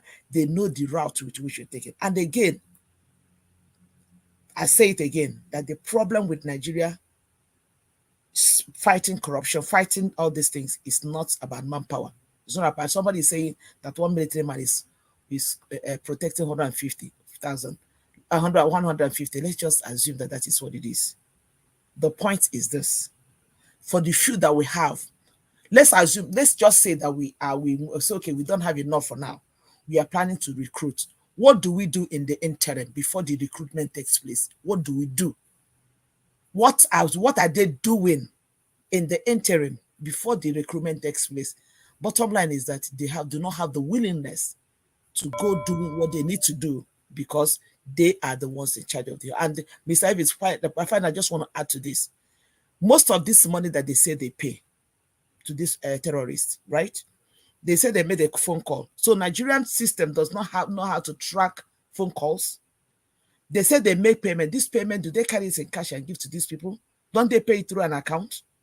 And like somebody pointed out sometime, most times when they catch most of these terrorists, if you see how haggard they look, you know that they are not the ones that are spending all these billions. Simple put, this thing cannot be fought because the people at the top are the ones doing what they're doing. Simply. So thank you so much, Mr. Evans. All right, Madam Nena, thank you very much for your time. I appreciate you. I appreciate your submission.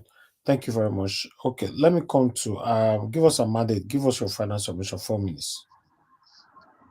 Thank you very much. Hopefully, I'm coming out clearly. Yeah, you're good. Thank Yeah. you. Thank you very much, sir.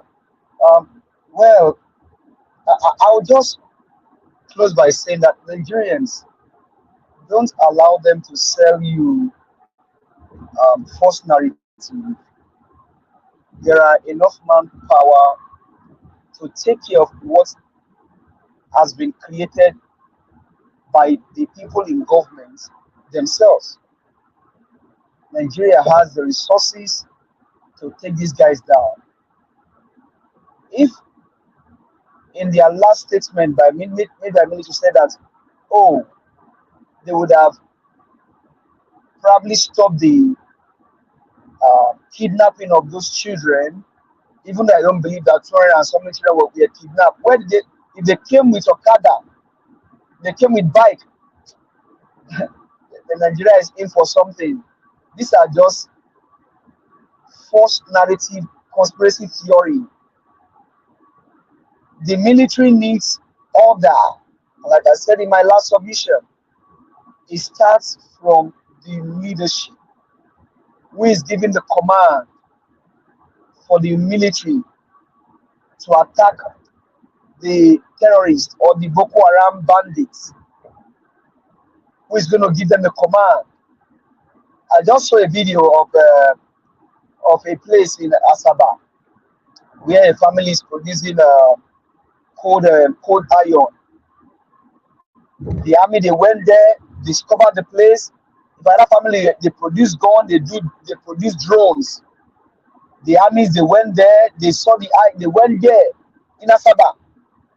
They were able to locate them, got the family arrested. Why can't they go and do the same thing in the north? Because they have to wait for a command from the top. What is good for the goose is not good for the gander in Nigeria. Nigeria operates on two different laws.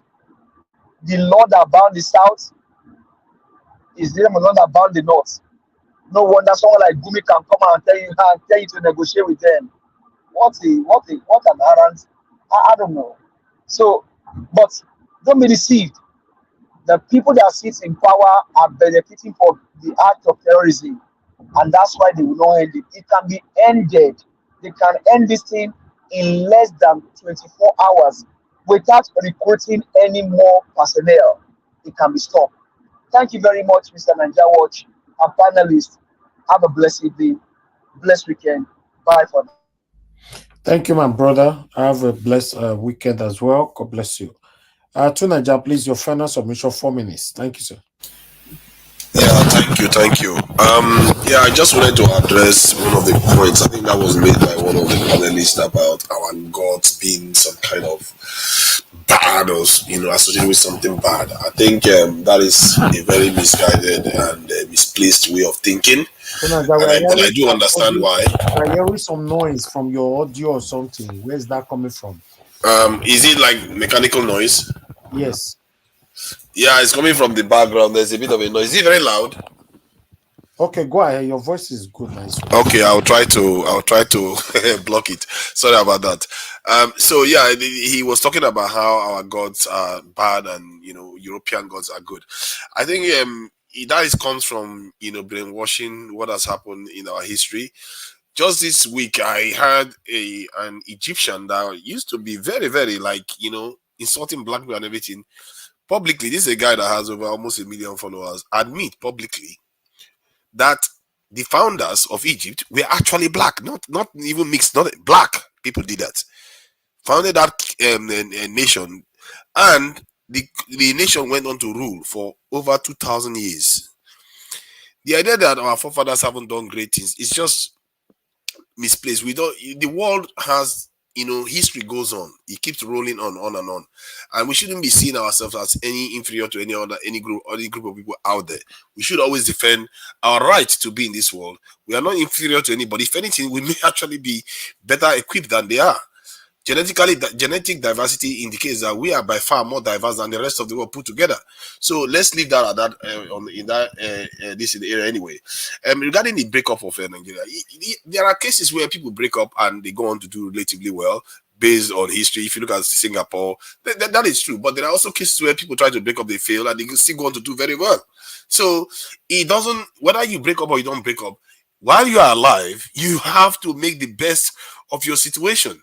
And given that we have already been in the States before we broke up, like when the colonizers came in and colonized the country, they took us apart easily. The smaller you are, the easier for them to take apart. This is why even they are forming bigger groups. They are not even at war with it. Nobody has declared war against the West. So. But if you look at them now, you think they're at war already. Somebody is shooting at them. Why do you think they are like that? Because they have this one thing they have better than us. They have a very, very sharp threat assessment. They see threat coming 10 years in advance, 30 years in advance. And they act now. They don't want to get there. They act before it even gets to their border sometimes. But we wait and react and react and react and react. How long are we going to be reacting? When we should be thinking 10 years ahead, 20 years ahead, plan now so that the future generation don't have to make the same sacrifice. Why are we so hell-bent? Speaker after speaker come on and say we should not recruit more. How do you expect one person to deal with over 1,500? If you take away the paramilitaries in Nigeria, which are basically like forest guards and all, if you take away those ones, one soldier to 1,500 people. To Nigeria, that is how bad it is. Why we wait for the recruitment? What do we do in the interim? That's the point. What you do in the interim is act to deal with the terrorist issue. Okay, now that's the point. But like the way they are going to do now. There's no action at this point. That's the point. There's no action. There cannot be action because nobody is giving the command to go. That is the point. Let me finish now. There cannot be any action. No action. Okay, on this platform now, before I speak, Mr. Alice, okay, Madam Mina just finished speaking. The next person is give us a mandate. Until he gives me that command, I cannot just speak. So in the end, let's forget that issue of recruitment or that. Forget that. Hold on. Narrative. What we are saying is tell your Tinubu to give the army the command they need to go and bring this guy. I just told you I saw a video now. Okay. Thank you. If you are interjecting, you don't just continue giving submissions, sir. If you interject, let it be brief. Go ahead to Nigeria. Round up. You have 1 minute. So when you say he should give the command to go and do what? They can't do it. I keep telling you, you don't have enough people. By the time you secure all the strategic states in Nigeria, which means you still have to secure all the smaller states that are not very powerful. There are not that many left. There are not that many. If you ask every individual now, how many people should protect?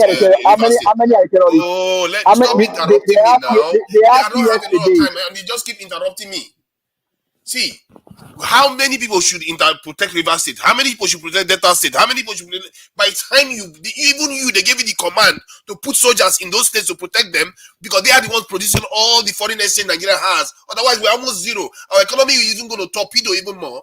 If you put them there, how many is left? By the time you put Abuja, Kaduna, how many is left? When I tell you don't have enough people, let the state do their recruitment then. Okay, you see what you're saying now. Let me ask you this question. Then you can tackle it. If Nigeria Watch allows you now, because my time is. His 4 minutes is finished. His 4 minutes is finished. Now they make two Nigeria they talk for here for more than 1 hour. Yes, I just want to ask him a question. And then he can use maybe 30 seconds to respond if you permit. Okay, could you go ahead now, sir? Yeah, you said in your submission that the West, they plan ahead 10, 15, 20 years. So if that is the case, why do you need 1 million personnel now? Why do you need 2 million personnel now? Doesn't that have to be gradual? Do you need this now, right now, as you are proposing? Mm-hmm. Because you said the plan ahead. So if I'm saving ahead, So I have to save all the money I need now. Is it not a gradual thing to achieve my objective? See, when So I that say is now, it's because sometimes the way you perceive us is not the way I perceive us. When I say now, I mean when we have that now, 10, 20 years from now, we'll be able to defend ourselves as a nation on this continent. We should be nuclear powers by 10, 20 years' time. If you are not nuclear powers, we are done for. Okay. You have to prepare for the future. So in Thank terms you. of recruitment, all the political party leaders, Thank the you, major ones, Tinubu. Kwankwaso, Peter Obi, Tinubu, all of them said they were going to recruit because they know this truth, and nobody All is right pressing them now, and holding them accountable to it. Other people are waiting. Thank you. Thank you. Let me move on to the next person. I would like to call on Mr. Alex. Please give us your final submission. 4 minutes. Thank you, sir. Yes. Can you hear me? Yes. Can you hear me, Mr. Najawash? Yes. Okay. Yes. For me, there is no two ways about it. For me, I will stand on my ground that the wickedness going on in Africa, in Nigeria especially, is a set of occultic people who induce or what's it called? They initiate people into office, and these people, they continue to perpetuate this evil. So for me, I just feel we lack leadership. Leadership took Singapore from a third world country. In fact, they were even considering creating a fourth world country to add Singapore in 1970s, the likes of Somalia and the rest, from the academia in New York. So it was leadership, and it's still leadership that is making the difference in Europe. There is no English we speak about that. When we have the right leadership, we will get it right. We can have a restructuring. Since the country is vast for an African country, the most populous black nation on the planet, we can have a system of government that don't have a center, or with a weak center. It's called confederation. We will not have House of Rep, House of Senate, all those special assistants, personal assistants, all those things will be gone. We'll have regional leaders or premiers. It's very easy to do. That was the Aburi Accord agreement. That's how it's done. Why are people afraid to talk about these things? What are you afraid of? Is it the oil in the Niger Delta? Or the bitumen in the Southwest? What are you afraid of? But you have the granite pyramid in the north. We have the tomato farm in the north too. So what are they afraid of? Before we found oil in 1956 at Oibiri, we have a system of government that operated on regions, for God's sake. Everybody were developing at their own pace with whatever they got. Regional policy, what you derive from your region, use it to develop yourself. So the president was just a ceremonious president. So visitors and talk about matters of, not so important matters. Security, agriculture, education were left in the hands of the regions. This was where Awolowo was able to do the things he did in the West. So I don't know why we are afraid of restructuring and destroying this slave or this white man convention called Nigeria. Name one country that the British brought together that are still existing. Only Nigeria. Only Nigeria. Only Nigeria. Pakistan left from India. Bangladesh came out from there too. And Sri Lanka. Senegambia by the French. Gambia is on their own. Senegal is on their own. What are you talking about?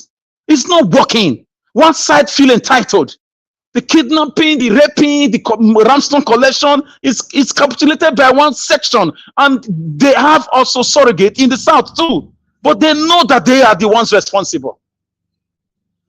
If you want to keep raping your daughters and your mothers, we don't want it in this side of the world, in this side of the country. We don't want it. If you want to have Sharia as your problem, use your Sharia to do your thing. We want to be on our own. Well, why is it difficult? What is wrong with that? All this budget padding will not happen because every state, every region will have their budget. We will hold our governors responsible, or our premiers. So why are we afraid of restructuring? Why are we afraid of the Aburi Accord? Aburi Accord was in favor of Juku. It was to create peace and prevent things like this. We have Sharia, we have a national constitution. How do you explain that? How do you explain that in one country? One side said their slogan is born to rule. How do you explain that? And you are quiet now. People losing their lives because some wicked people who are in Senate, who are in presidency, want to continue because they are benefiting from it. The monies that they will never finish with their third or fourth generation, and people are languishing in abject poverty from the basic needs of life, like clean water to drink, security, usable roads. People, individuals are building roads in different countries. Go to Barbados, go to St. Kitts, Caribbeans. They are building their own roads with their own money. They even tell government, don't worry, face security. But they don't want to. If you carry out machines now that you want to tie roads in Nigeria, they'll come and stop you. The governor will come and stop you. Abuja will come and stop you. We have a set of mad people in government that use the fraudulent constitution of 99 to continue to do the evil they are doing. We must do our regional government. Otherwise, divide the country peacefully. Divide the country peacefully. It's not, we are not the first. We will not be the last to be divided. Today, somebody's daughters being kidnapped. It could be your own. Your own. You think you are in UK, you are safe. You will not be safe. If your brother's child is kidnapped, it's you. Don't you get it? That the Malams are here and they don't believe in what you believe? Oil and water cannot mix. We can live as and exist as neighbors. Nobody will come and negotiate on behalf when we are on our own. It's not working. It's a fraud. It's a scam. People are migrating. People are dying every day.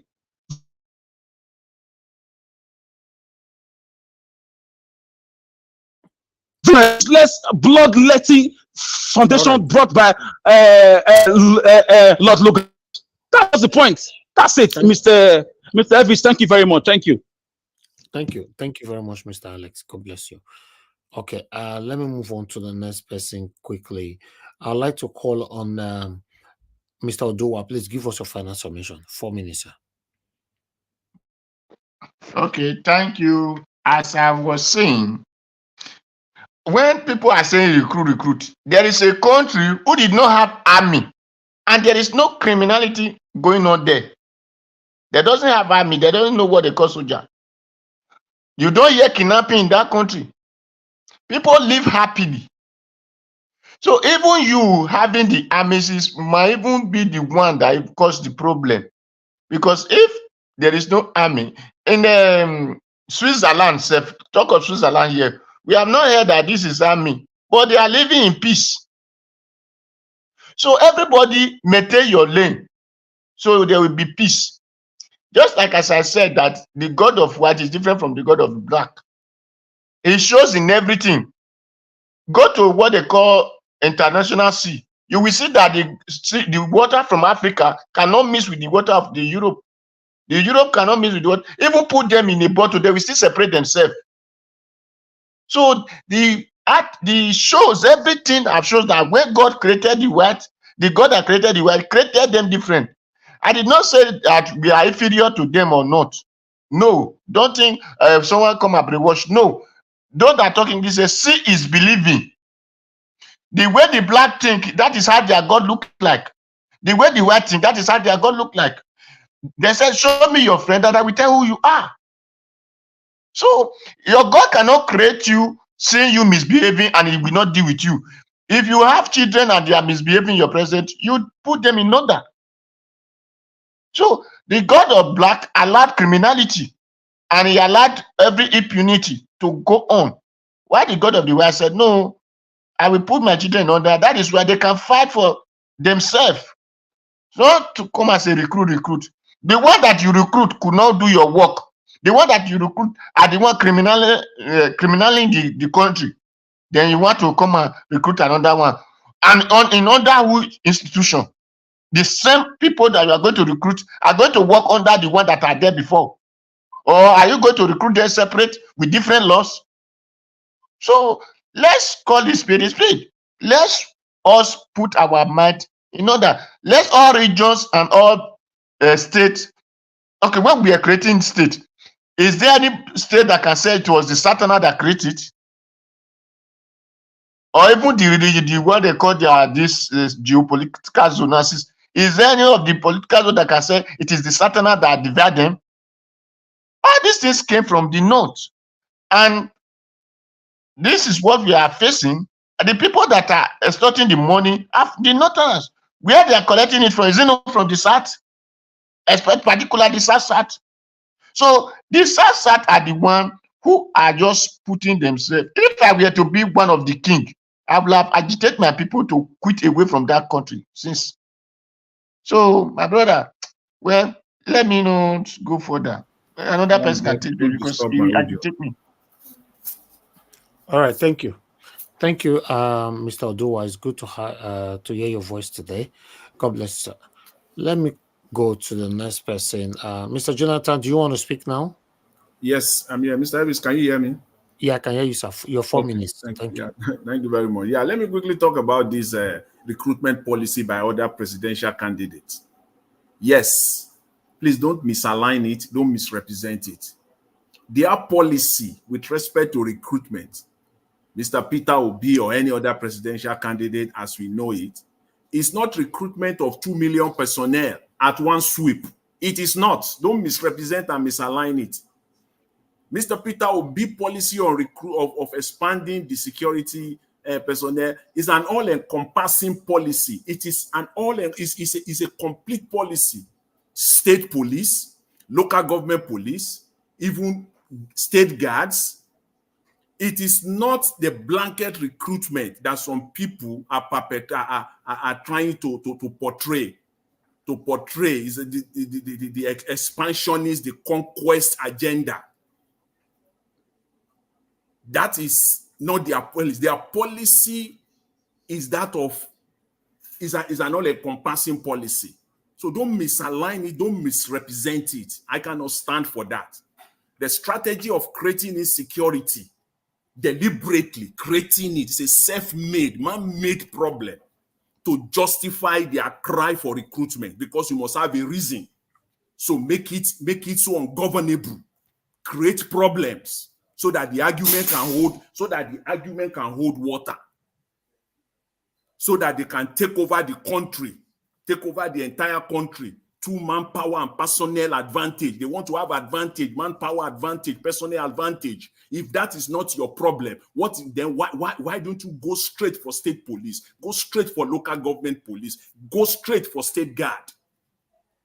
If it is not an expansionist approach to conquer the country through manpower advantage.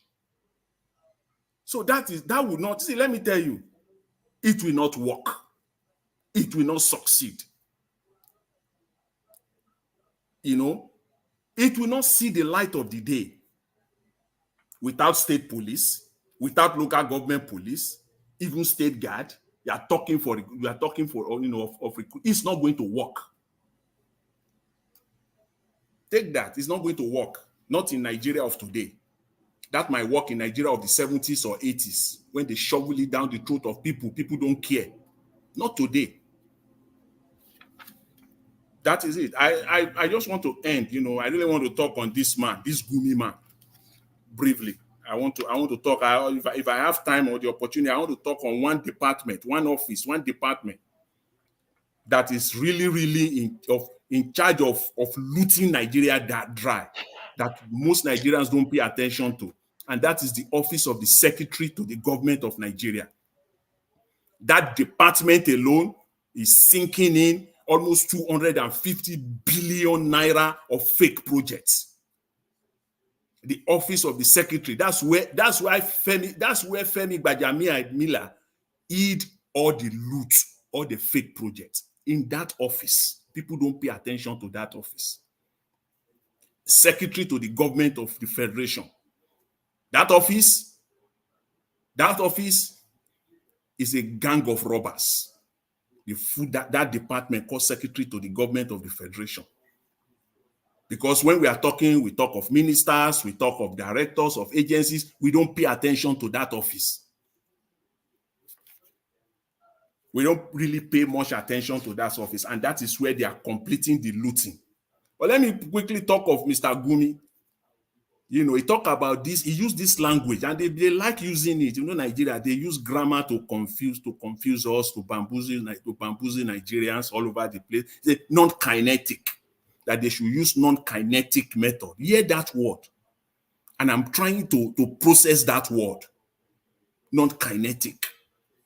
Look for the grammatic meaning of that word as it relates to security or whatever. I'm trying to. It's another idea to deceive Nigerians. Now, what is Mr. Gumi's definition of non-kinetic in this respect? His meaning of non-kinetic simply means that give the terrorists money, pay them, and at the same time he's saying that we don't pay ransom. If your non-kinetic method is not ransom, then you must be the most naive person on planet Earth. You think Nigerians are stupid? Your non-kinetic simply means rehabilitating the terrorists, putting them into the Nigerian police, Nigerian army. That's what your non-kinetic means. You don't have anything good for Nigeria.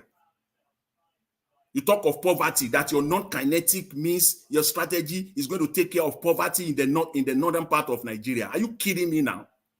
Do you know the billions and what is billions?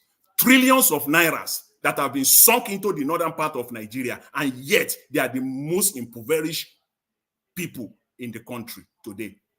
That all your politicians are siphoning it and cornering it. They direct it, they corner it to themselves alone. Trillions of nairas. And you're talking of that is going to solve poverty. What are you kidding me now? Mr. Gumi, your non-kinetic strategy is to take terrorists and insert them. That is why they are all calling for this recruitment. Who do you think will constitute majority of this recruitment they are all crying about? It is terrorists. It's these terrorists. They will end up in the Nigerian army. They will end up in the Nigeria. In fact, our problem will be this. What we are facing now will be a child's play. That's why I said it will not work. It will not succeed in Nigeria of today. It will not. So let me just quickly, briefly, because there is no time. Time is not our friend here. This department that I talked about, this gigantic, humongous office that is called Office of the Secretary to the Federal Government of the Federation. That office alone has almost 200 billion budgeted, 200 billion. And more than half of that money is going to projects. That office alone, with the Ministry of Agriculture, I call them, they are the headquarters of fake projects with significant, oh my God, humongous budgetary allocation. This Office of the Secretary to the Federal Government alone has more fake projects, over 100 billion in budgetary allocation. So I'm using this method, this medium, and I will, by the grace of God, I will call them out as long as God give me life. The Nigerian media, Arise News channels, if you guys are truly a media outfit for the good of the public and for the purpose of disseminating truth and unbiased information to the Nigerian public, you will come out and you will hold these people accountable. This office of the Secretary to the Federal Government. Because if you fail to do that, this generation, your own generation, they will judge you. They will hold you accountable. Mr. Elvis, I will leave it at that. If I have time, opportunity, I would like to outline where they hid all these billions and billions of naira in the Office of the Secretary to the Federal Government, project that has no meaning, that has no impact to the lives of Nigerians, project that we can all go and even go to your own state, your own local government, just go and see it. You will see that it's all fake. It's all fake.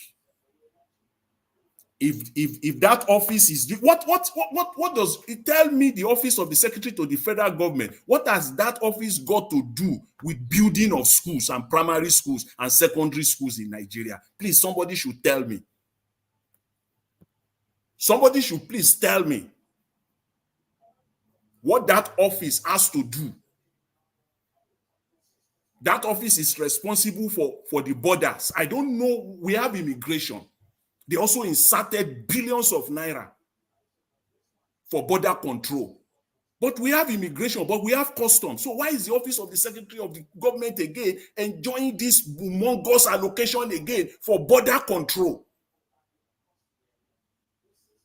In fact, it's so terrible. It's so terrible. Mr. Elvis, I will leave it at that Okay. for time. And I really appreciate it. I thank everyone. Have a blessed evening. Thank you. Thank you, Mr. Jonathan. God bless you, sir. I appreciate your submission here all the time. God bless you all. Let me call on the next person. I think everybody have given. Okay, Mr. Marshall, if you are there, give us your final submission. Mr. Jonathan, your submission is very interesting. Is that the painful part is that Nigerians are just coming to know that this is the practice they have been doing. Some years ago, when I was in Nigeria, I was bidding for a job in the Sobadek in Delta State, and they published. I got a document to pick a project, and they duplicated the same project in all the local governments.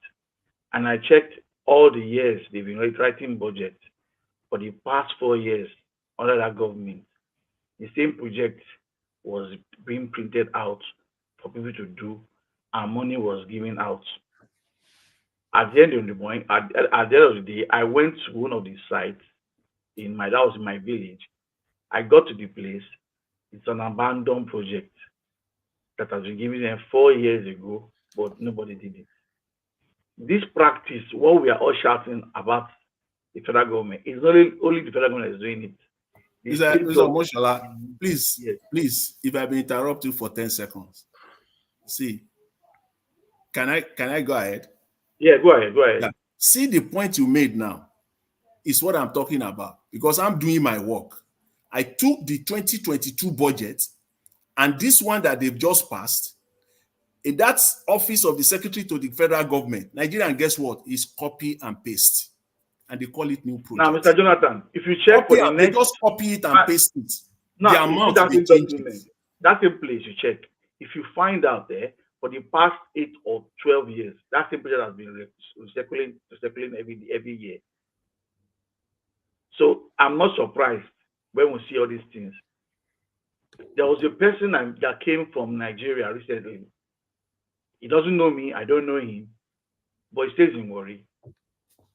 There's a particular place in Warri by MPA Express. Every 6 months, they assign contract for them to redo the roundabout, the road. Mr. A takes it in January. Another person takes it in February, in October. They keep with the same project, the same job that you do in 1 year for like maybe 5 times in a year. The same spot, you're fixing the road. That is how wicked we are. So Nigerians are looking at senators. Their own is big, good. But the state governors are doing worse. The state governors are doing worse. The same project is being repeated the same year, every year. They keep reassigning money to it and they keep eating it. The painful part is the Nigerians are just keeping quiet. I don't know why they're not out. Because the more we keep quiet and just sit down in the house, it's as good as they are okay with it. We will continue our work. They're all criminals in government everywhere. State government, federal government, secretariat, all of them are doing the same thing. And the senators, and I can't blame the senators because even the guys in the secretariat are the one that help them in doing all these things. And Nigerians are keeping quiet. I only hope that if the hunger come out, we'll know who to attack first. Because leave the president alone. Leave the president alone. Our senators are supposed to be the first people we should start protesting against now. Nigerians. Nigeria watch. This Mr. Gumi, I don't know why they still keeping him around, because what he did in Buhari's tenure is what he's trying to preach. The amnesty you will not get because you do not have oil. You do not. I don't know what you are giving us that you want us to give you an amnesty, because Gumi was the one that was talking about amnesty. Now there's no amnesty. The last time they've been kidnapping, you've been the one going to release them. President, Vice President, we've seen you with the pictures. Please talk to your boys to release them because you know them. We've seen pictures. It's not alleged. We've seen pictures before you got into the position as the Vice President. So please talk to them. You cannot be milking the country and people are suffering and then you kidnap. It's not. It can't be a business. Please. Thank you, Nigeria Watch. All right, Mr. Marshall, God bless you. Thank you, sir. Mr. Odua, are you there? Please give us your final submission. Okay, thank you. Let me just say that where a country where the criminal are their leaders, peace can never be in that country. So what we are having in the country are criminals. And because the country were even formed by criminality, a British came to steal, to destroy the land, and they set up their actions and their agent. And the rules of the British is what we are facing today. That is why the leaders of the country are always criminals. So since they are criminals, there is nothing good that will be in the country, except if we decide to fight for our right and said, no, enough is enough. But since we are clapping hands along with criminals, so that is how the whole country has been criminalized. Today, you cannot even tell your brother or your sister to do anything for you because it's going to play you, and we say heaven will not fall. So the whole country is criminalized already. So except we change our mind, in America, in the West said, think of what you will do for America, not what America will do for you. Which we, the Nigerians, should begin to think of how are we going to change the country by our first step by changing our mind for good something, not for deceiving ourselves or criminalizing ourselves. Thank you, and God bless you. That's wonderful. Thank you, Mr. Odua. God bless you, sir. The last person on the panel is Oga CM. Oga CM, thank you very much, sir. Please do the closure for us. Thank you. Okay. Thank you, Niger Watch. Actually, mine is to take a conclusive look on Nigeria and then before making my prescription. We've been battling insincerity, steeped in terrorism for how many years now? You know, if I'm to delve into this terrorism, how to solve it, all these things, I don't know more than the government. The government is involved. This is not mere a case of say you are in your house and then a thief jumped over the fence to come and rob you. That thief is afraid because he may get caught, and he doesn't know how prepared you are. So he's afraid. He want to do it quick and get away. But these ones, but the one Nigeria is having is because they were invited. Come, we want to take Nigeria. What are them? When they came in to sack Jonathan, I think they had a camp either in Ekiti State, Kaduna, I think 4 states. I will go back because sometimes, because all these things, most of us must have forgotten. But when you go back, they were brought in specifically just to sack Jonathan. And since then, Nigeria has known no peace because the Fulani want to take over Nigeria. It's as simple as that. All these things, or whatever cosmetics people apply it, all this, no, nothing will work. They want it. Why do I say so? When the governor of a state, Mr. Samuel Otom of Benue State, had to go to the commander-in-chief Buhari, say, look at what is happening in my state. Commander-in-chief, I need protection, bring this. He said, go and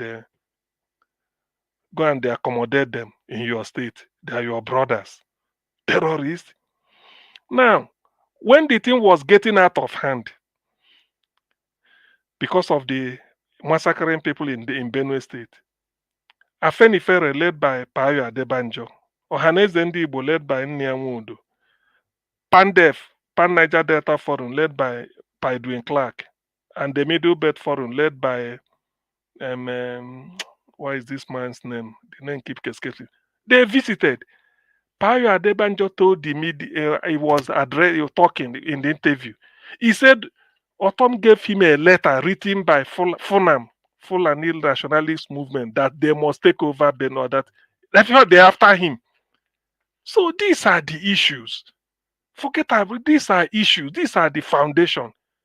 What happened? Buhari empowered them, and now look at. Maybe that is like Magnus Oraka said. Maybe this is one of the conditions they gave to Tinubu, that you must not touch anything pertaining to them. Just do your thing. So look at where the country is, rudderless. There is no way they will overwhelm Nigeria if those in power are not interested. Like somebody observed, the people that are terrorizing or asking for ransom, they look haggard like beggars. Yet they are having millions and billions are given to them. That's what they're asking for. They don't even look like people that are well fed because it's a franchise. People send them. So it's because of all this in a country where they have openly, he say, repentant Boko Haram. Boko Haram, he say they are repentant. They put them in the army. Eh? So in the so-called Nigerian military, there are terrorists inside there, say they repented. Okay. Now, you want me to be in that country and they're asking for money. These are one of the things, so that when people give submission or say what, you have to look, Nigeria should go and reflect since 2015 till now. This is not, Nigeria is gone. A country where terrorists are openly negotiate. This is not like a trade union like Nigerian Labour Congress, maybe asking for minimum wage. This somebody said I negotiate with them, give them hope. Give terrorists hope? Hope for what? A terrorist. You are giving them hope. Look at the way they are slaughtering. By the way, is he not the governor of Niger State? 25 local governments that made up Niger State.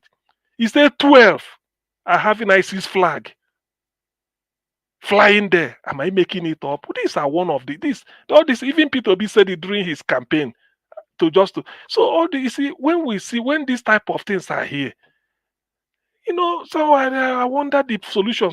That's why I said, look, let people start talking to themselves on ethnic basis, contiguous ethnic. Please, can't we be able to manage if we come together as a country of 10 million or 9 million? And then, so that you'll be okay, and then go your way. Then all this, all of us have to be one country. Look at it now. Can you imagine? We are borrowing money.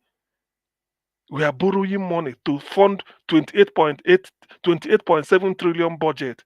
And some group of people say they kidnap people. Hey, we are terrorists. Give us this. We need a Hilux van. We need a motorcycle. Before it used to be bags of rice, bags of beans, and vegetable oil, and all. We know it. I mean, I'm not making it up. These are, you see, you look at the evidence, you look at some of these things and then draw your conclusion. Nigeria cannot come back. All these things, we are just hoping against hope. Nigeria is just there for the taking by terrorists. Nobody will stop them. You may think that the army can't. Look, they are complicit. Thank God Tun said it here one day. He said the army is involved. Look at what happened in Plateau. After doing 24th, 25th of December, they were even writing letters. Nigeria Watch, we said it here now. They are writing, telling them that they are coming on so day. How can a country be like that? And you are still telling me it's a country. The world has left Nigeria behind. All this one, I don't know when people want to talk. They will always have hope or this. Okay, now, if you say Nigerians are hopeful, now they are telling the government to give the terrorists hope.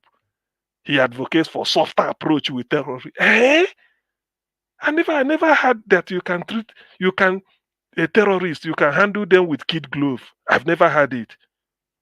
Thank God I saw this headline today. Give them hope. Is it not in this same Nigeria that an army officer was saying, he told the terrorists, if you behave yourself, you can be Nigerian commander-in-chief? We saw the video clip here. We saw it here. Nigeria, to be honest with you, there's something that I don't believe in deceiving myself. I don't believe. Nigeria is far gone. People should start thinking of post-Nigeria republics. Thank you. Anyway, thank you very much, everybody. I appreciate every one of you. 4 hours 30 minutes, still counting. Yes, we'll continue to do our part. You know, I wish our forefathers were having this opportunity to talk like this, the way we're talking now. You know, but then technology was not in existence. Yes, we all have all the opportunity, although the government, the same government that we are calling out to do the right thing, they are finding every means to truncate the right to social media in Nigeria. Well, let's continue to do what we can. We don't have the power to change anything rather than what we're doing right now. Let's continue to take opportunity, take all the chances to do what we are doing and to call them out that we are not happy the way things are going on. I appreciate every one of you. We've done a lot today. I think we should wait until tomorrow and continue from where we stop. I'd like to appreciate every one of you that came to the panel today, starting with Madam Nena. Thank you very much. I appreciate you for your time with us today and your submission. Gato Niger, thank you very much. Mr. Jonathan, thank you very much for your deep analysis. I appreciate you. Mashallah, thank you very much. I appreciate you. Ogaciem, thank you for putting your voice out there all the time. Thank you, Mr. Oduwa, Mr. Give us a mandate, Bofere. God bless you, my brother.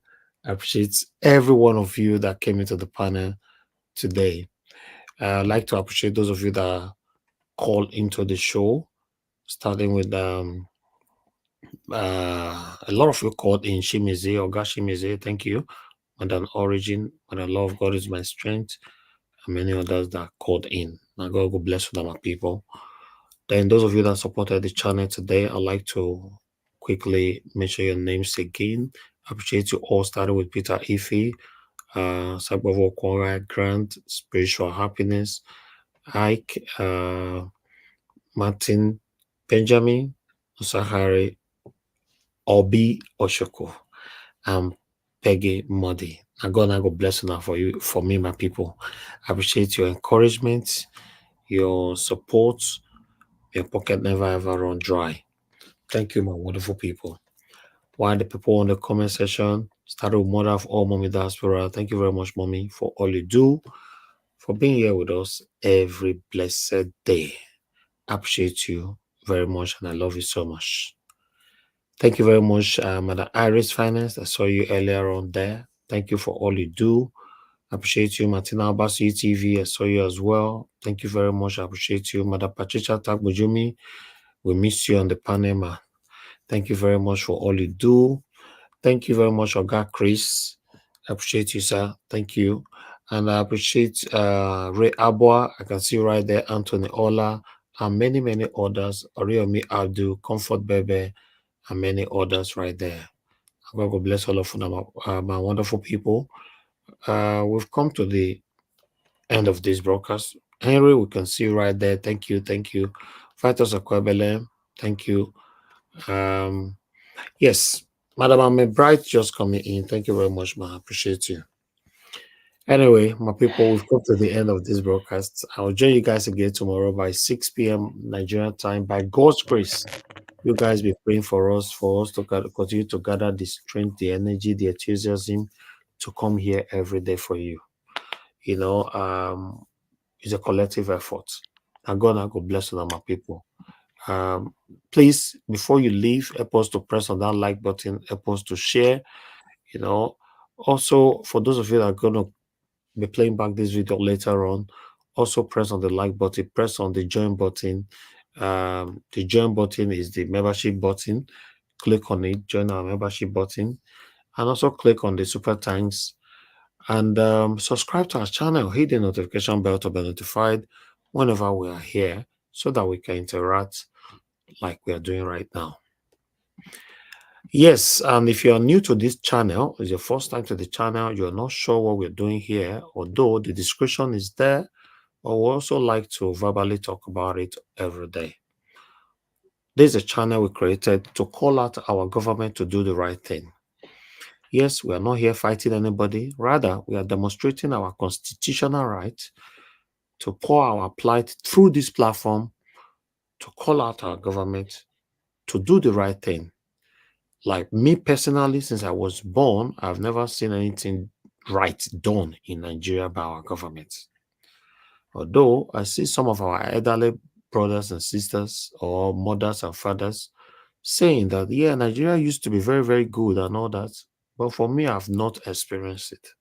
I'm looking forward to the day I'll look at my country and say, wow, this is how a country is supposed to be. Let's continue to keep our fingers crossed. Looking forward to that very day. We're going to have a better Nigeria. Thank you very much, my people. And God bless you now. Now, yeah, we draw the curtain. Good night and bye for now.